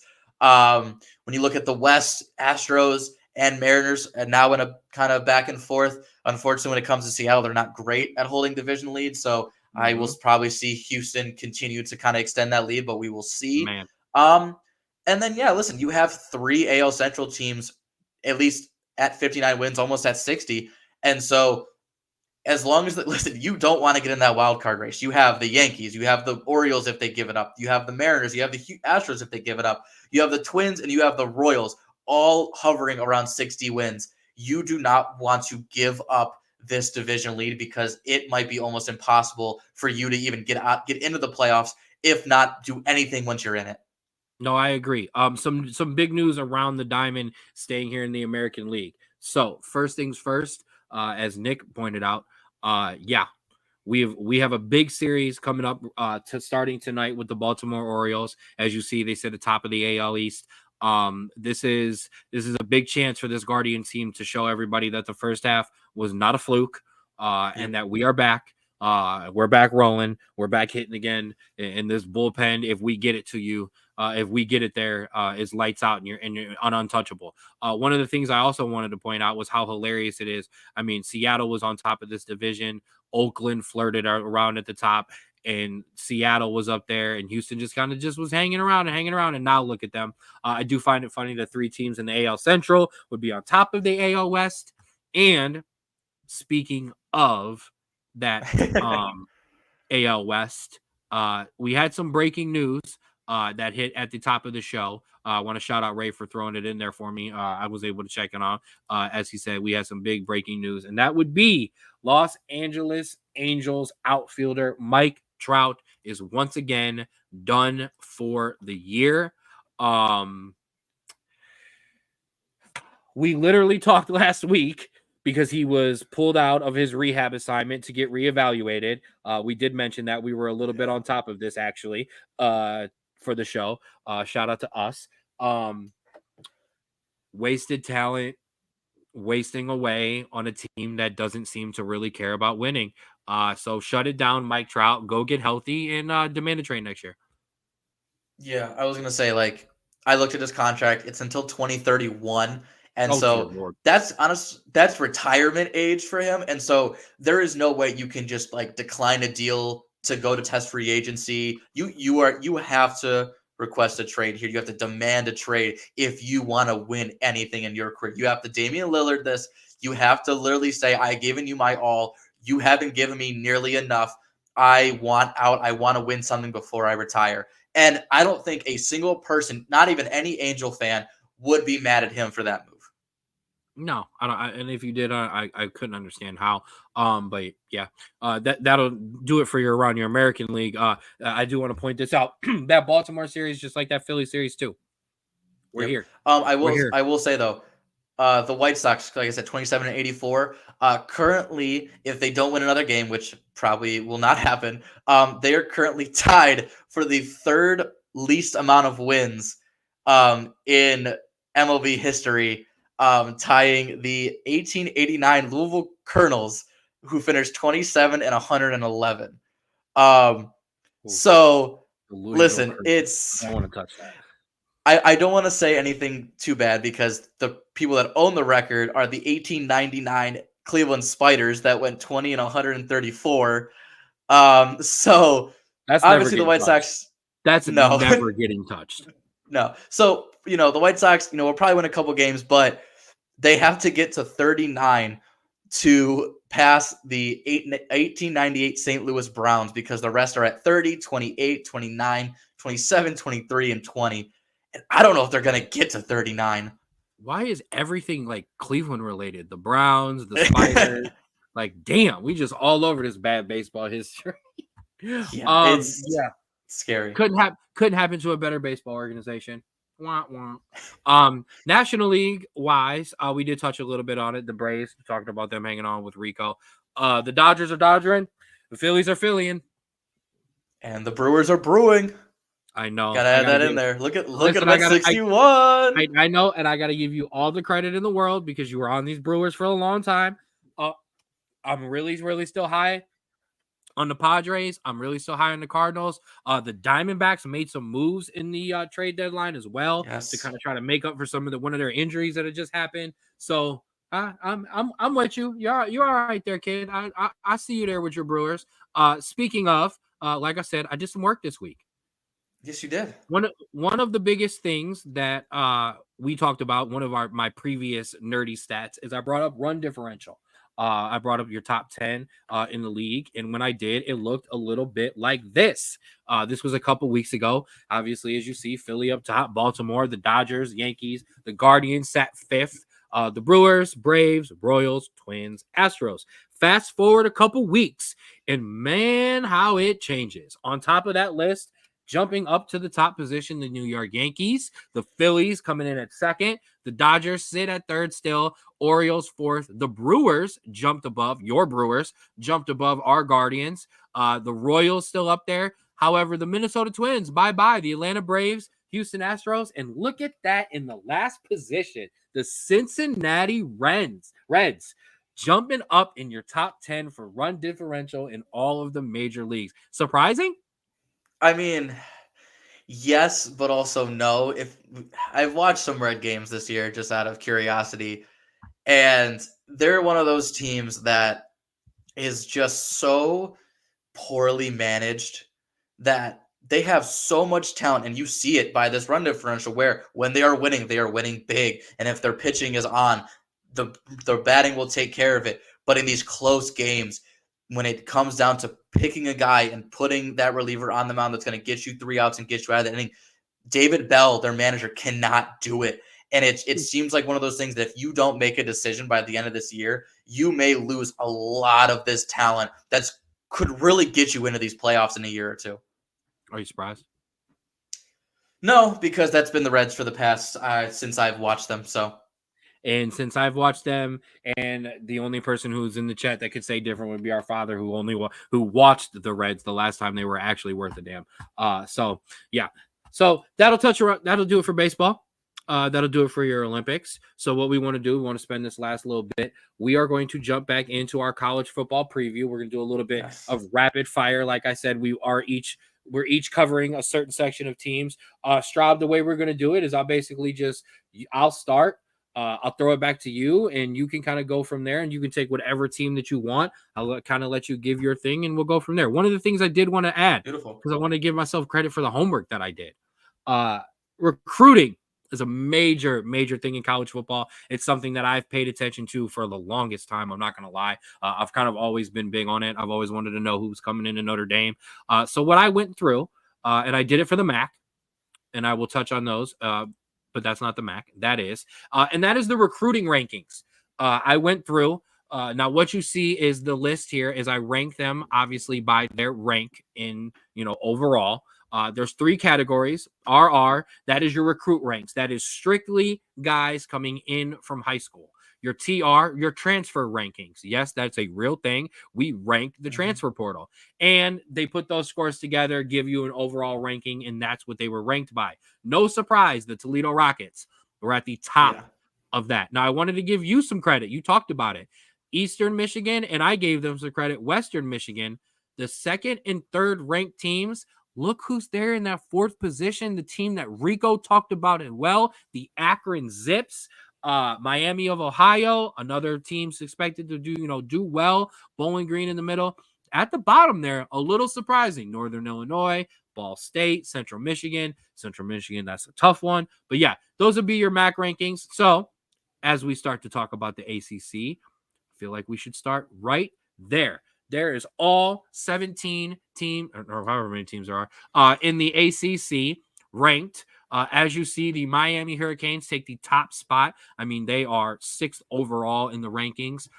There are 3 teams in the top 15 in the ACC, as you see: Miami, Florida State, and Clemson. Little bro will be handling 2 of those because I wanted nothing to do with Miami, and I don't want anything to do with Florida State, to be honest with you either.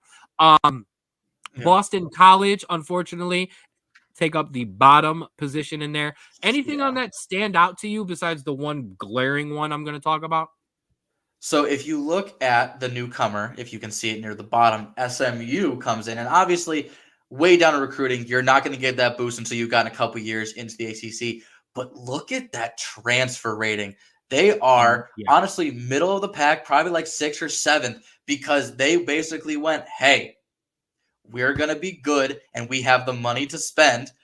Come here and let's build something. That's exactly what they did, because if you kind of averaged out what they did in the recruiting, they're dead last by a good margin. But that transfer ranking is going to save them in a couple of these games where it's going to be close, and you had to have that kind of extra boost. And that's interesting to me, because I really want to see how they pan out and how that will lead into next year's rankings. Transfer portal rankings are a big thing too, because when you're a smaller school, and here I can switch right back over, when you're a MAC school, those transfer ratings are lower for the most part because you've been robbed and you are trying to desperately replace. Over here on the bigger side, when you get into the ACC, I mean, look at some of those rankings. Florida State 7th, Miami is 10th, NC State 18th, Louisville and Cal 14 and 17th. You in the ACC and some of these bigger conferences, your transfers, yeah, you're going to lose some guys who you made some promises to that are unhappy. Yeah. But you're also getting guys come in who are trying to show out on a bigger stage. So those higher rankings are going to be more quality players. Obviously, it's why they're higher ranked. But it's also depending on you lose less guys, you're obviously going to be up there. I'm going to leave this up while we go back and forth, because a lot of my stuff has to kind of do with some of this, recruiting and transfer portal. So we'll switch back and forth between your graphics and mine as we go, because I know you got stuff for us as well. Something I do want to point out on this recruiting rank. First of all, you see the lowest ranked team there, the Stanford Cardinals. I will talk about them in a minute. But as you see, and it's the team I'm going to kick off our ACC preview with, a team that is not ranked in the transfer rankings. And that would be the Clemson Tigers. No, that is not a typo. They have 0 transfers. Now, we are talking about the second year for quarterback Cade Kupnick and offensive coordinator Garrett Riley. 9-4 last year, 4-4 in the conference, which is awful for Clemson. They do bring back leading rusher Phil Mafah, tight end Jake Brickenstool, wide receiver Tyler Brown. Those are your upperclassmen names. A lot of youth on this team, but I'm going to be honest. I know this Clemson team very, very well. We're a divided household because she decided to pick Clemson. I know, like I said, we've played Notre Dame, or they've played Notre Dame very often, so I'm very familiar with them. A lot of youth on this team, like I mentioned. I think that's something that helps Coach Dabo Swinney. It's a lot easier to get all these young guys to bring the guts and bring all the extra hoopla and stuff that doesn't make any sense. A lot of what she talks about. But it isn't just young guys. Okay. And like I said, I'm going to dip back over to my bracket for a second. 14 top 15 recruiting classes in a row for Clemson. Yeah. That's why Clemson, with a not rank on the transfer portal, is still one of the top teams in the country, one of the top teams in the ACC, one of the top programs. So that's going to be big there. The problem is 2 transfers in 6 years. I mean, Dabo's not happy about the NIL.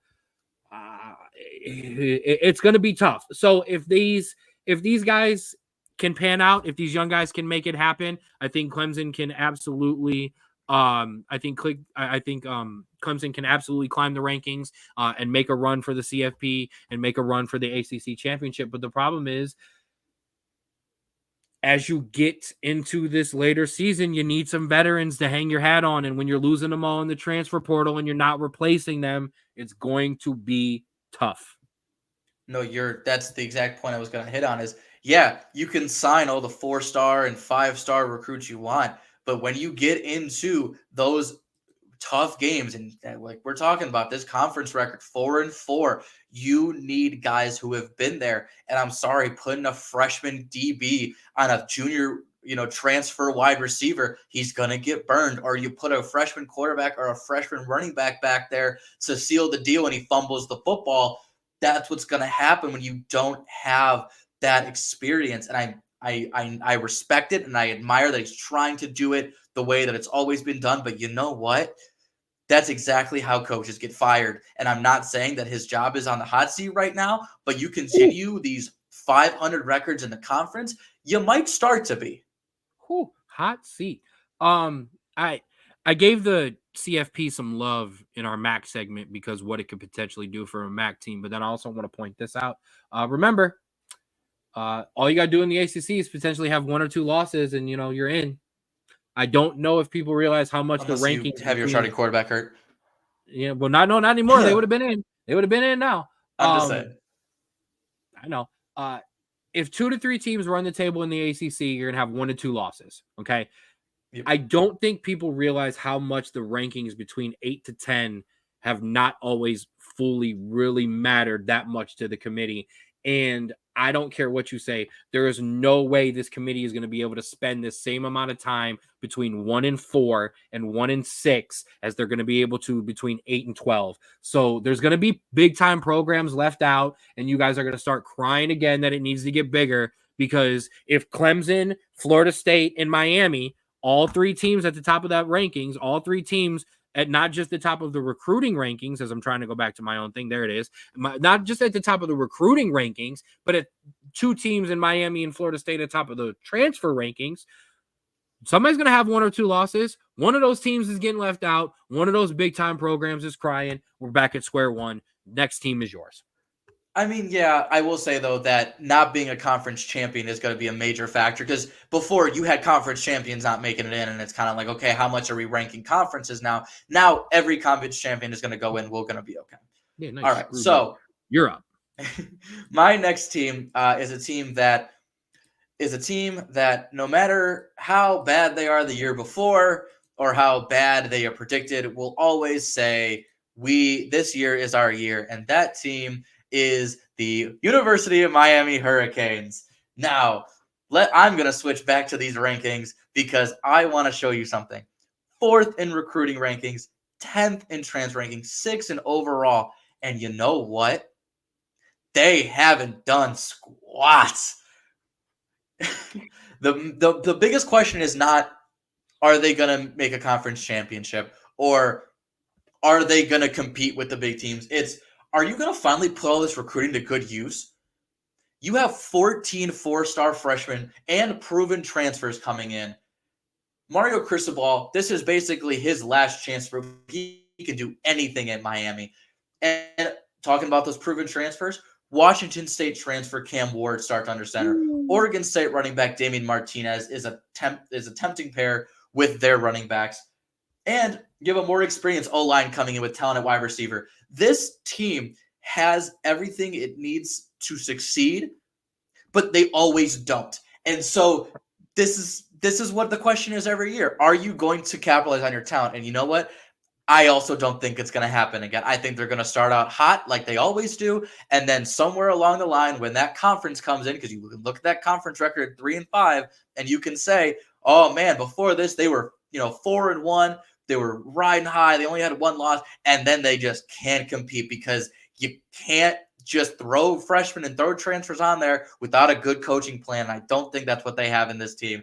And I hate that I'm getting so worked up about Miami because it's Miami.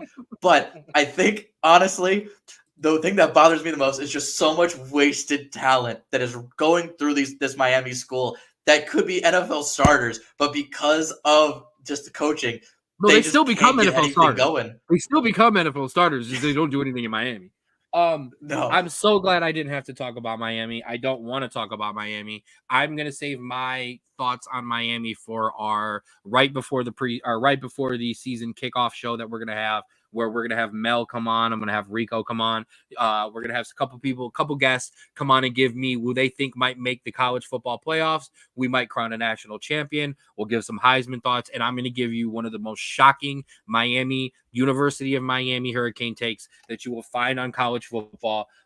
Just stay tuned. I'm not going to give it away right now. I'm going to head to Tobacco Road. We're going to come up from Florida, and I'm going to hit the different part of the ACC, and that would be the Duke Blue Devils. I'm going to stay here I'm going to go Duke and North Carolina back to back. I'll let you get in between. 8-5, 4-4 in the conference, same conference record as Clemson. Want to point that out. First year coach Manny Diaz, a name familiar with college football fans, spent 2 years as the Penn State defensive coordinator. But Duke is a player. They've hired right most of the times. They've hit on some big guys. Recruiting wise, they rank 60th in 2023. They're up to 59th in 2024, which for a non-football, non-SEC, non-Big Ten team, I don't think that's bad. I really don't. The problem for their rankings, as you've seen, put that back up, they rank 14th in the ACC, though. So that's not good enough. Like, yeah, you're recruiting good, but you're not beating the people within your own division. And that's a tough one then for them. They're going to lean heavy on a top 30 defense. That's been that for 2 straight years. And I think we're going to make it. I think it's easier to make it 3 with Manny defense, who's had good defenses at Penn State. When he was at Miami, he had some good defenses there. I appreciate the transfer of Riley Leonard to Notre Dame. We will talk about that on another day. Grayson Loftus got plenty of snaps while Leonard was battling, but Malik Murphy, remember him from Texas? Yeah, he transferred in. He's at Duke this year. So if that quarterback play is better than last year and it's healthy, Jordan Moore continues to grow, Duke has a chance to make a run to the ACC title game. The issue is going to be both lines that are being rebuilt for the Duke Blue Devils, and that lack of, I mean, the transfer portal ranking is pretty decent. It's in the top 50, but we will see what happens with the Duke Blue Devils.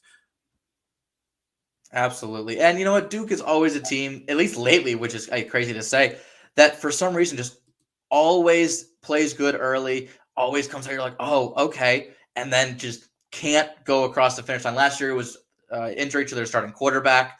But I think that this team, as long as they can kind of stay healthy, keep it together, like you said, has a chance to surprise some people and maybe make a championship game. Call you. Yes. So you took Duke, kept in North Carolina. I'm going to pick a team from North Carolina that actually took Duke's running back, Jordan Waters, who rushed for 800 yards last season. And that is NC State, the Wolfpack. And as you can see, NC State 7-1 in the conference, and that is honestly what they do. They may not be that good outside of conference, but when they get into conference play, they are virtually unstoppable. They just absolutely know how to play every single one of these teams. And you know what? They also added a quarterback that knows how to get upsets. You know who that is, Ken? That is Coastal Carolina quarterback Grayson McCall, who I'll read these out to you. Last year, 1,900 yards. The year before, 2,700 yards. The year before, 2,800 yards. And the year before, 2,500 yards. This is going to be absolutely electric. But you know what the issue is? Everywhere else. It's going to be a little tough. They truly don't have the greatest defense. They get up when they want to, and they get up when they can, but they did lose a lot of guys. And so this is going to be a team, and we're going to get to them because they are my team as well.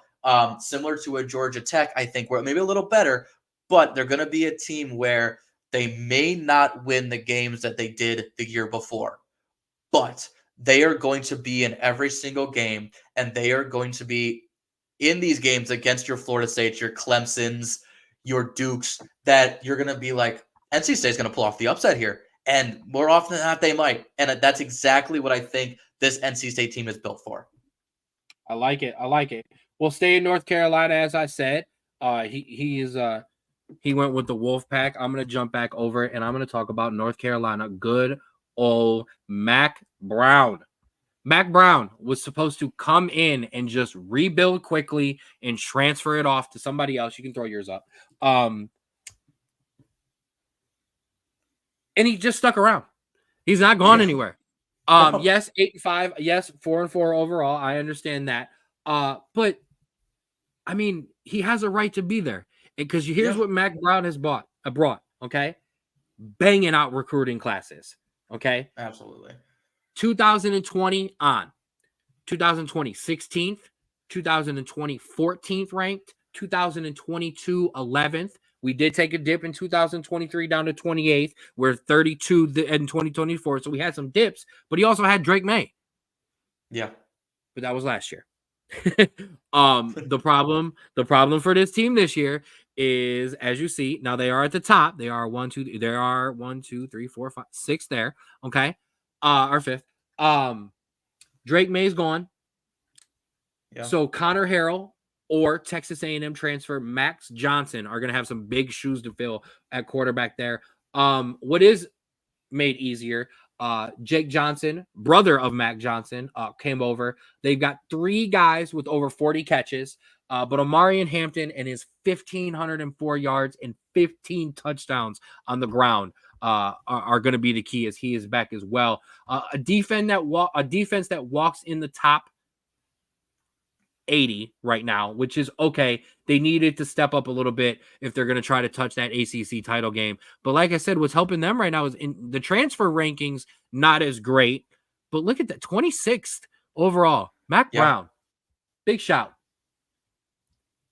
Throwing it back over to you, kid. Yes. So listen, we hit some big dogs in the beginning, and now we kind of hovered over some 4-4s and some teams that kind of know the pack but have some room to grow. Let's hit a big dog. I want to hit a big dog again. And you know what? I hit mine first. You go ahead. Florida State, 13-1 last year, 8-0. I know we disagree on this. An absolute travesty. They did not get into the college football playoffs. I don't care what you have to say. I don't even want to argue with it. But this team is ready to prove that was absolutely a mistake and won't happen again. Now listen, your star Jordan Travis is gone. He's at the Jets. He's not there anymore. Who do you bring in? Oregon State transfer, a player that Ken can never pronounce, DJ, and I'll say it how he says it, Ugalalelele, and freshman redshirt Brock Glenn. Ugalalele. DJ will most likely get the start and get the first team reps, but listen, a freshman Brock Glenn, nothing to lose, all the way to prove, going to be amazing. A couple transfers at wide receiver from LSU and Bama from the mass exodus there. A good variety at running back, a good couple power backs, but also some elusive backs, and a defense that literally has improved every single year. They lost a lot of guys, and they're definitely a young team, but Florida State is the obvious favorite here and is one of those teams that I think with this head coach is not going to have to rebuild, is just going to have to reload, and I think is going to be a contender for years to come. The laugh was you talking about Florida State. That's I already knew where Ray was going with those emojis there. So we won't talk about that. A team that I will be very familiar with and keeping an eye on, as they are on Notre Dame's schedule this year. Yes. Currently in NCAA, and I will get that off since we're not guarding the land anymore. In my NCAA career, I currently have a matchup with them, undefeated versus undefeated. That should be an awesome game there on the Xbox. I'm not surprised Florida State's back up in a big dog. We'll see. No excuses for them this year. Nope. No excuse. That's all I got to say on that one. All right, I'm going to switch over, and I'm going to I'm gonna hit an underdog. Okay, I'm gonna touch on one of the smaller teams and a newcomer, and I'm gonna talk about the Cal Bears, another team in the ACC, kind of looking to have a better year than last year, specifically on the back end, where Cal finishing the season better, where they had 4 blowout losses to end the game, a blowout loss to rival UCLA, and got blown up by 20 by Texas Tech. In the Independence Bowl as well. They did something I normally really like for smaller schools and MAC schools and other non-Power 5 teams. And they went and dipped into the smaller group of 5 and some FCS guys looking to make a jump. Former North Texas quarterback Chandler Rogers, Old Dominion running back, a New Mexico State, New Mexico State wide receiver, some FCS All-American linemen. But they need to help the line for the most important offensive player. Now it'd be Jaden Ott, who, if the line can be better than it already was, he can improve on a 1,312 touchdown season. Yes, that it could be better than that. We don't give enough love to individual players because honestly, there's so much there's so much by committee that these guys can kind of get lost. But there was Yeah. someone that we highlighted in the bowl game, me specifically. At the time, that was freshman Cade Ulave. Okay. That at the time of the bowl game, and I went back and copied these notes from my bowl game. Going into their bowl game, he was third on the team in sacks. He was tied for first in interception, tied for second in forced fumbles, tied for first in fumble recoveries, and he was fifth in tackles as a freshman. Went into the bowl game and had 8 solos tackles, led the team in there. That's a guy I'm looking for to make a huge jump on the defensive end. You're going to see him. Like I said, they're going to compete to try to get bowl eligible. They're brand new to the ACC, in which they are 5-2-1 overall and 2-0 in bowl games against those teams. Recruiting wise, as you see from Macau Bears, 39 ranked in 2024. That's not bad when you're trying to compete in the ACC. 17th in the transfer ranking. That's where Cal's going to make try to make a statement this year. Shooting it over to you, big guy. Yeah, that's huge, especially considering you are basically having to tell your players you are not going to be playing on the West Coast anytime soon for any of these games. And so 17th is damn impressive, especially 55th too in recruiting. Yeah, listen, absolutely amazing. I want to touch on a team that we touched on a little bit about transfer rankings, and that is another newbie and someone that I know very well because they were in the American with me. That is SMU, and as you can see, 11-3 overall and 9-0 in the conference in the American. I gave you all the good teams. You did. They are. I'm loving this right now. And you know what? All I gotta say. Welcome to the big leagues, kid. Listen, this is going to be an interesting little thing. I know we had a massive change in our head coaching and our transfers, so that's why we struggled a little bit. SMU doesn't have that. They retain their head coach, and they have their leading passer. Jesus, words are hard. Preston Stone, 3,197 yards and 28 touchdowns last year. Absolutely ridiculous. They also just rank very high in offensive, defensive metrics in their team. They are a great starting 22, as is most high-end Group of 5 teams. The issue, which is, again, for a lot of high-powered Group of 5 teams, they lack a lot of depth, and that is going to, I think, rear its head later on down the year. You are going to get beat up. It's not. I love the MAC, but there are games that you could definitely, if you have enough talent, can kind of get through. When you're in the ACC, man, this is going to be very, very tough when you are down a key player or two to genuinely even compete with some of these teams later on down the stretch. So SMU, I wish you the best of luck. I want you to do much better than we did in the Big 12 our first year, and I'll be watching you. That's all I got to say. I agree. I don't think SMU is going to struggle as much as people think. I absolutely agree that they're probably going to finish on the lower end of the ACC. But the thing about some of these newcomers when they come into these big conferences, you're going to have some teams that are just kind of content to be there.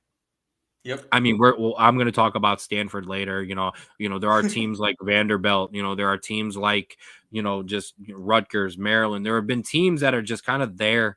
And they're okay with being there. They're never going anywhere. They're not going to get kicked out. So you're going to be able to compete with some hunger and some effort, and you're going to be able to be. I think SMU will probably have a better season than some people might think, but I don't think they're obviously going to run away. I'm going to jump over. I'm going to leave them for last. I'm going to jump over to a team I'm kind of familiar with. Notre Dame has played them a couple times, and that is the Syracuse Orange. Fran Brown steps in his first year as head coach. And it's weird, but he kind of has one of the better quarterbacks in the division. Yeah, I know. And that would be former Ohio State quarterback Kyle McCord, who, while has been criticized by, I'm going to be honest, I'm just going to say it like this, criticized by a spoiled fan base who doesn't understand anything other than 12-0, even though they rarely go 12-0. Yes, some of the arm strength has been questioned, but a 66% passer. He gets his home games in a dome. And this is Syracuse, where the expectations have gone down way more than they were at Ohio State, while also himself bringing up the expectations at Syracuse. He's got a bunch of physical receivers. And if you're going to be a little less long on some of those throws, it's good to have some guys who can muscle around. 2 wide receivers at 6'3", Amari Hatcher, last year's leading receiver, and Colorado State transfer Justice Ross Simmons. Then keep an eye out for this name, especially when we talk combine later in the year. 6'5" wide receiver, tight end matchup nightmare, who's back from injury. Orande Gradson the second. That's a name to keep an eye on, and I'll probably get the regular pronunciation of how you actually say it next week. But the defense is going to be the issue for the Syracuse Orange. A bad return rate. Only 6 real veterans in terms of snaps have returned on this entire defense. And cornerback Deuce Chestnut is going to have to be the big play shutdown guy if this team is going to be able to stay in some games. But I'm excited to see what Kyle McCord can do in the ACC. I think Syracuse is gonna have some results in some backdoor covers and overs that are going to be surprising because Kyle is an accurate.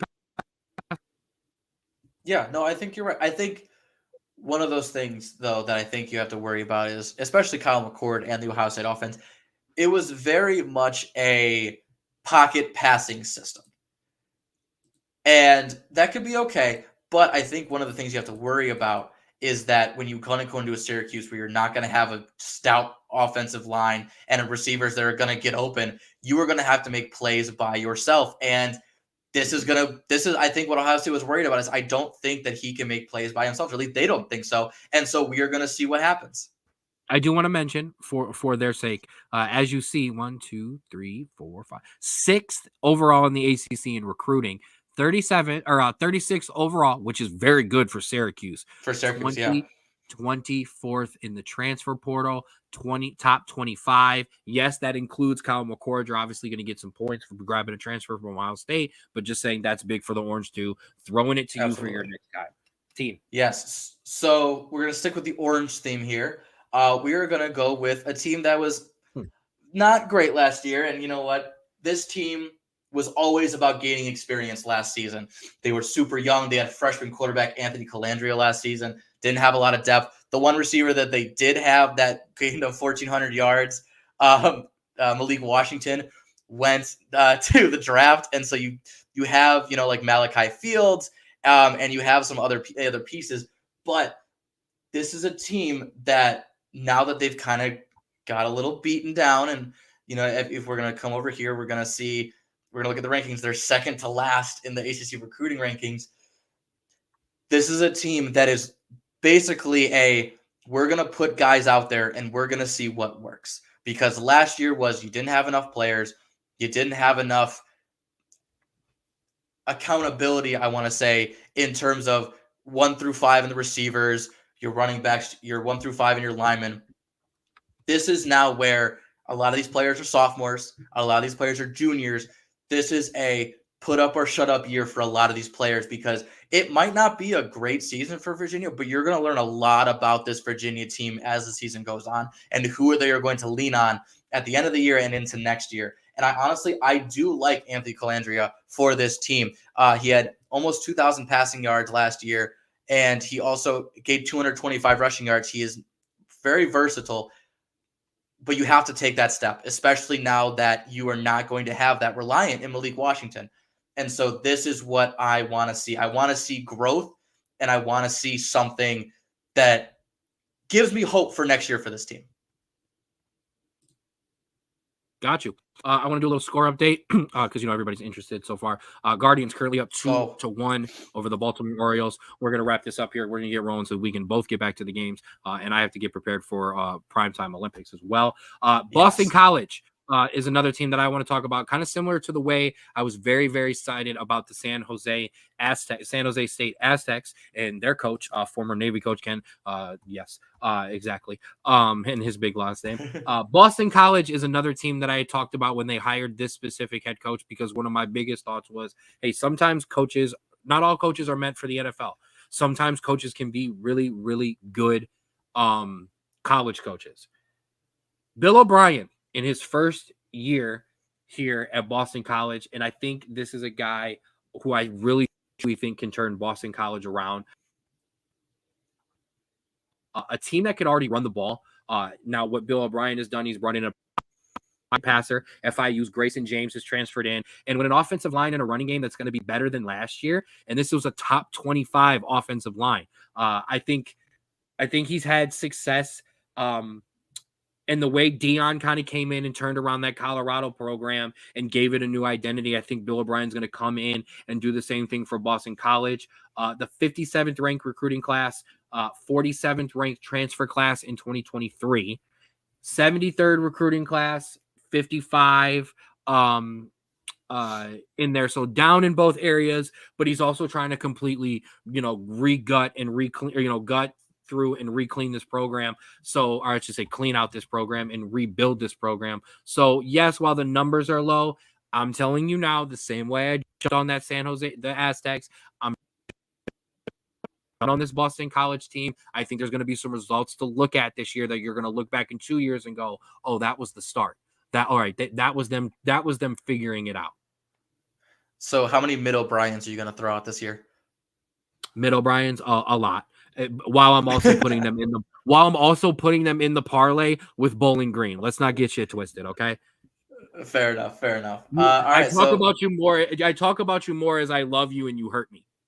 Yes, absolutely. All right, so my one rapid fire, middle of the pack, recruiting ranking 33 though, just kind of a little lower on the transfer ranking side. Georgia Tech, another team that always looks for an upset. And they landed Texas A&M quarterback Haynes King. So that offense is going to be fun. It's going to be something to watch. However, the defense was a concern last year. However, they bring in a new defensive coordinator, 9 new transfers.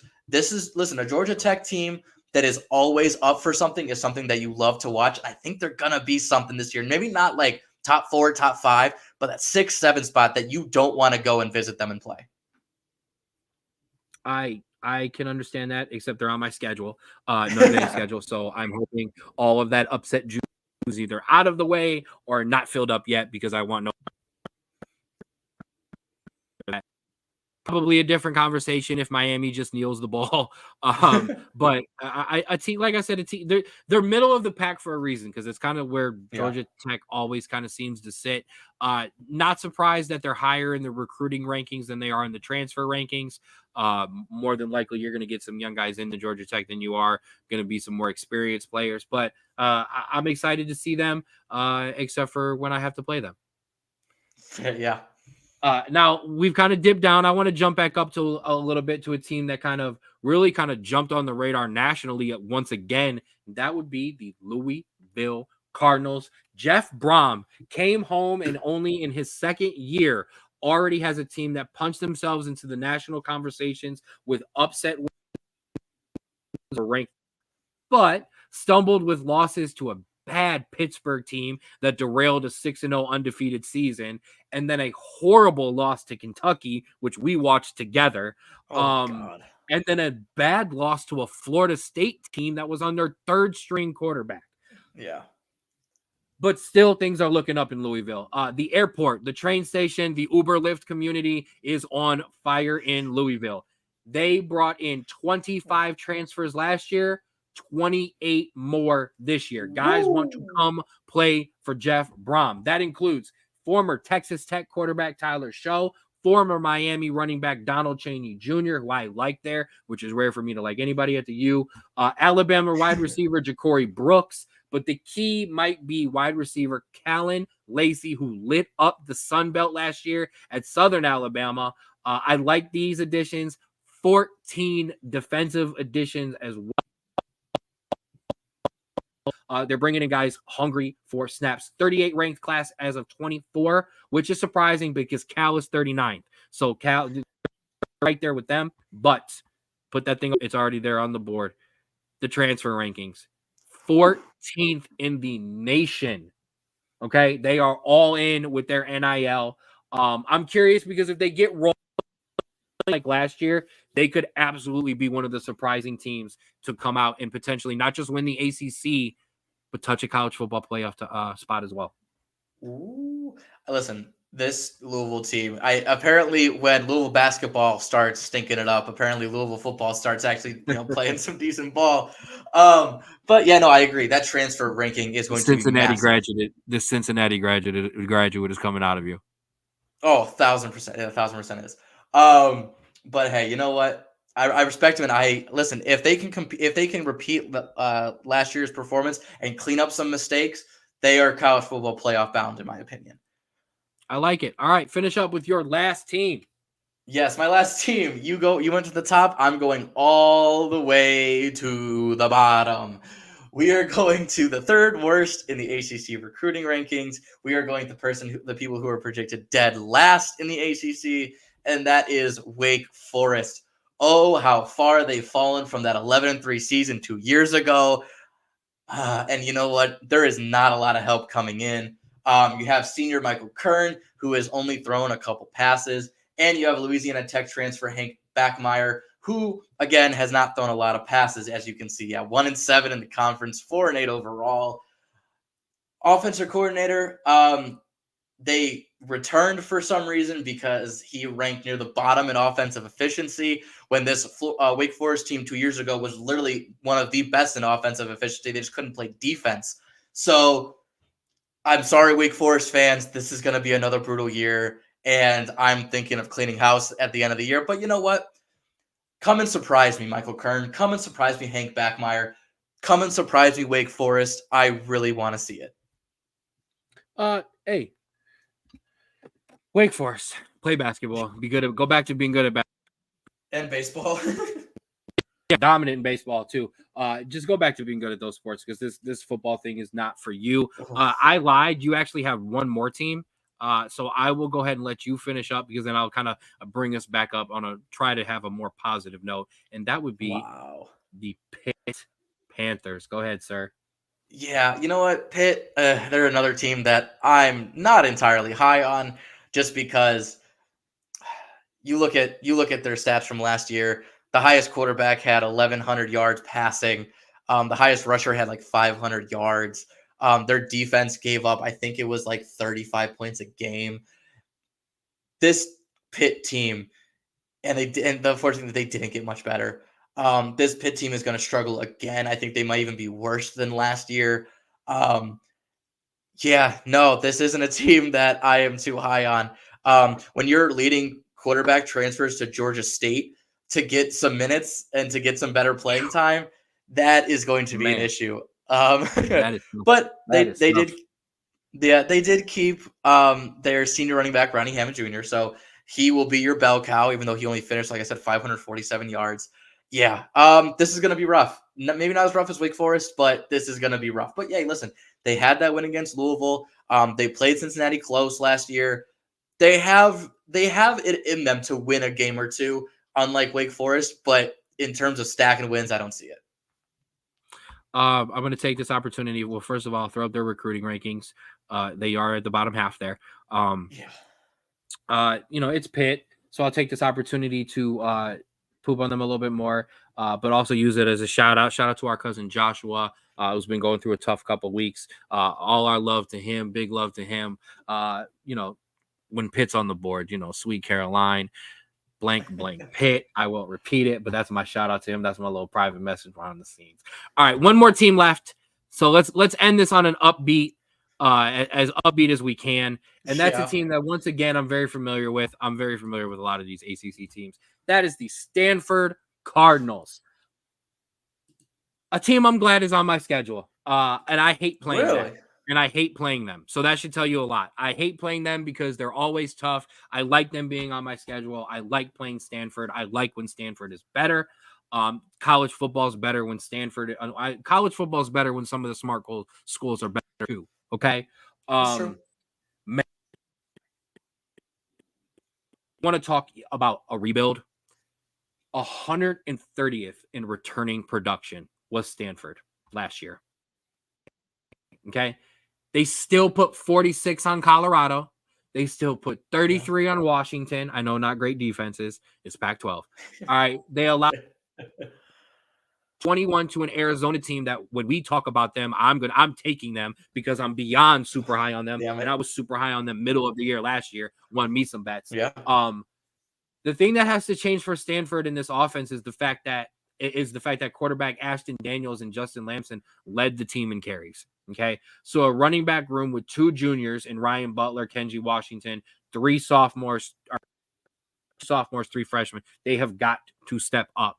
But and this thing with Stanford wide receivers, man, they've madly underrated.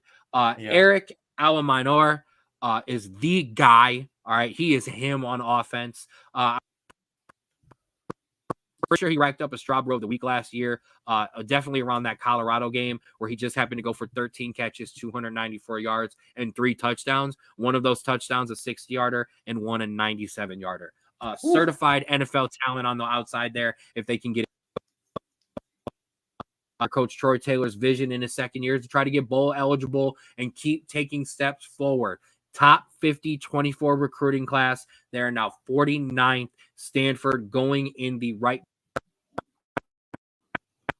And how in the right direction? Your early 25 rankings, they are currently sitting 34th.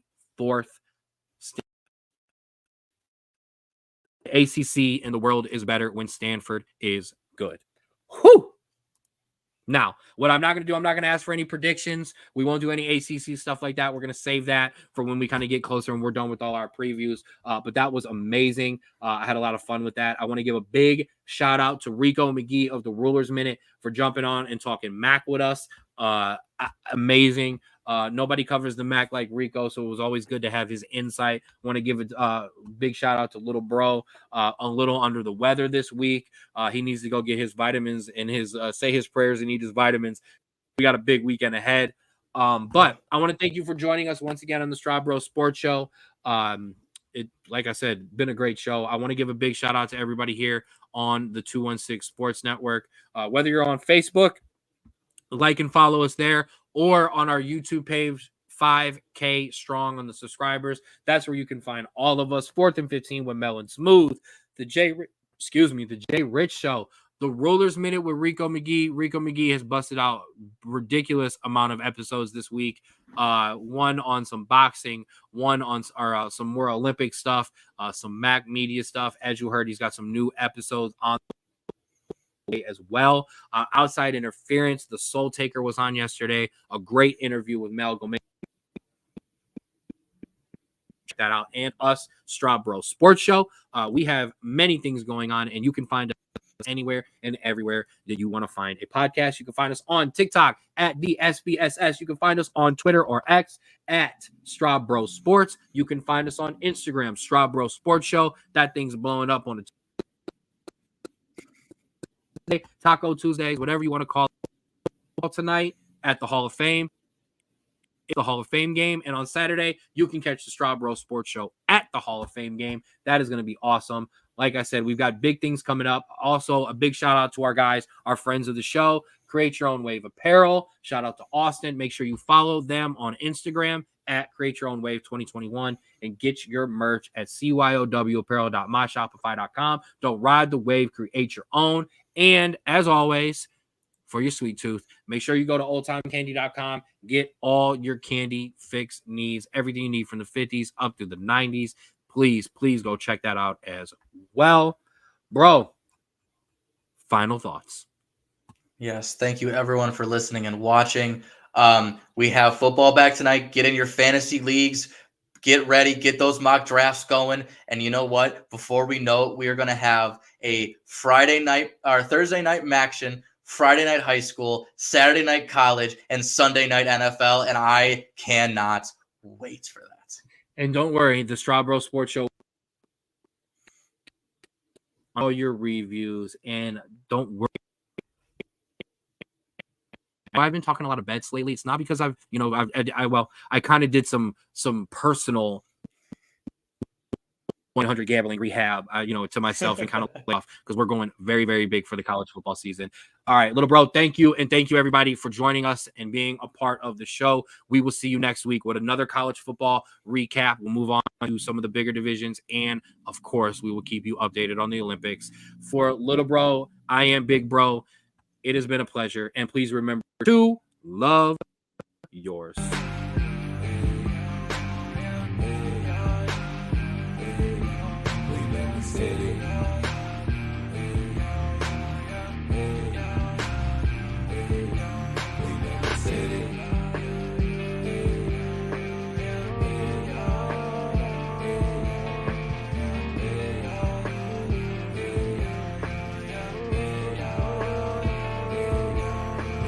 City.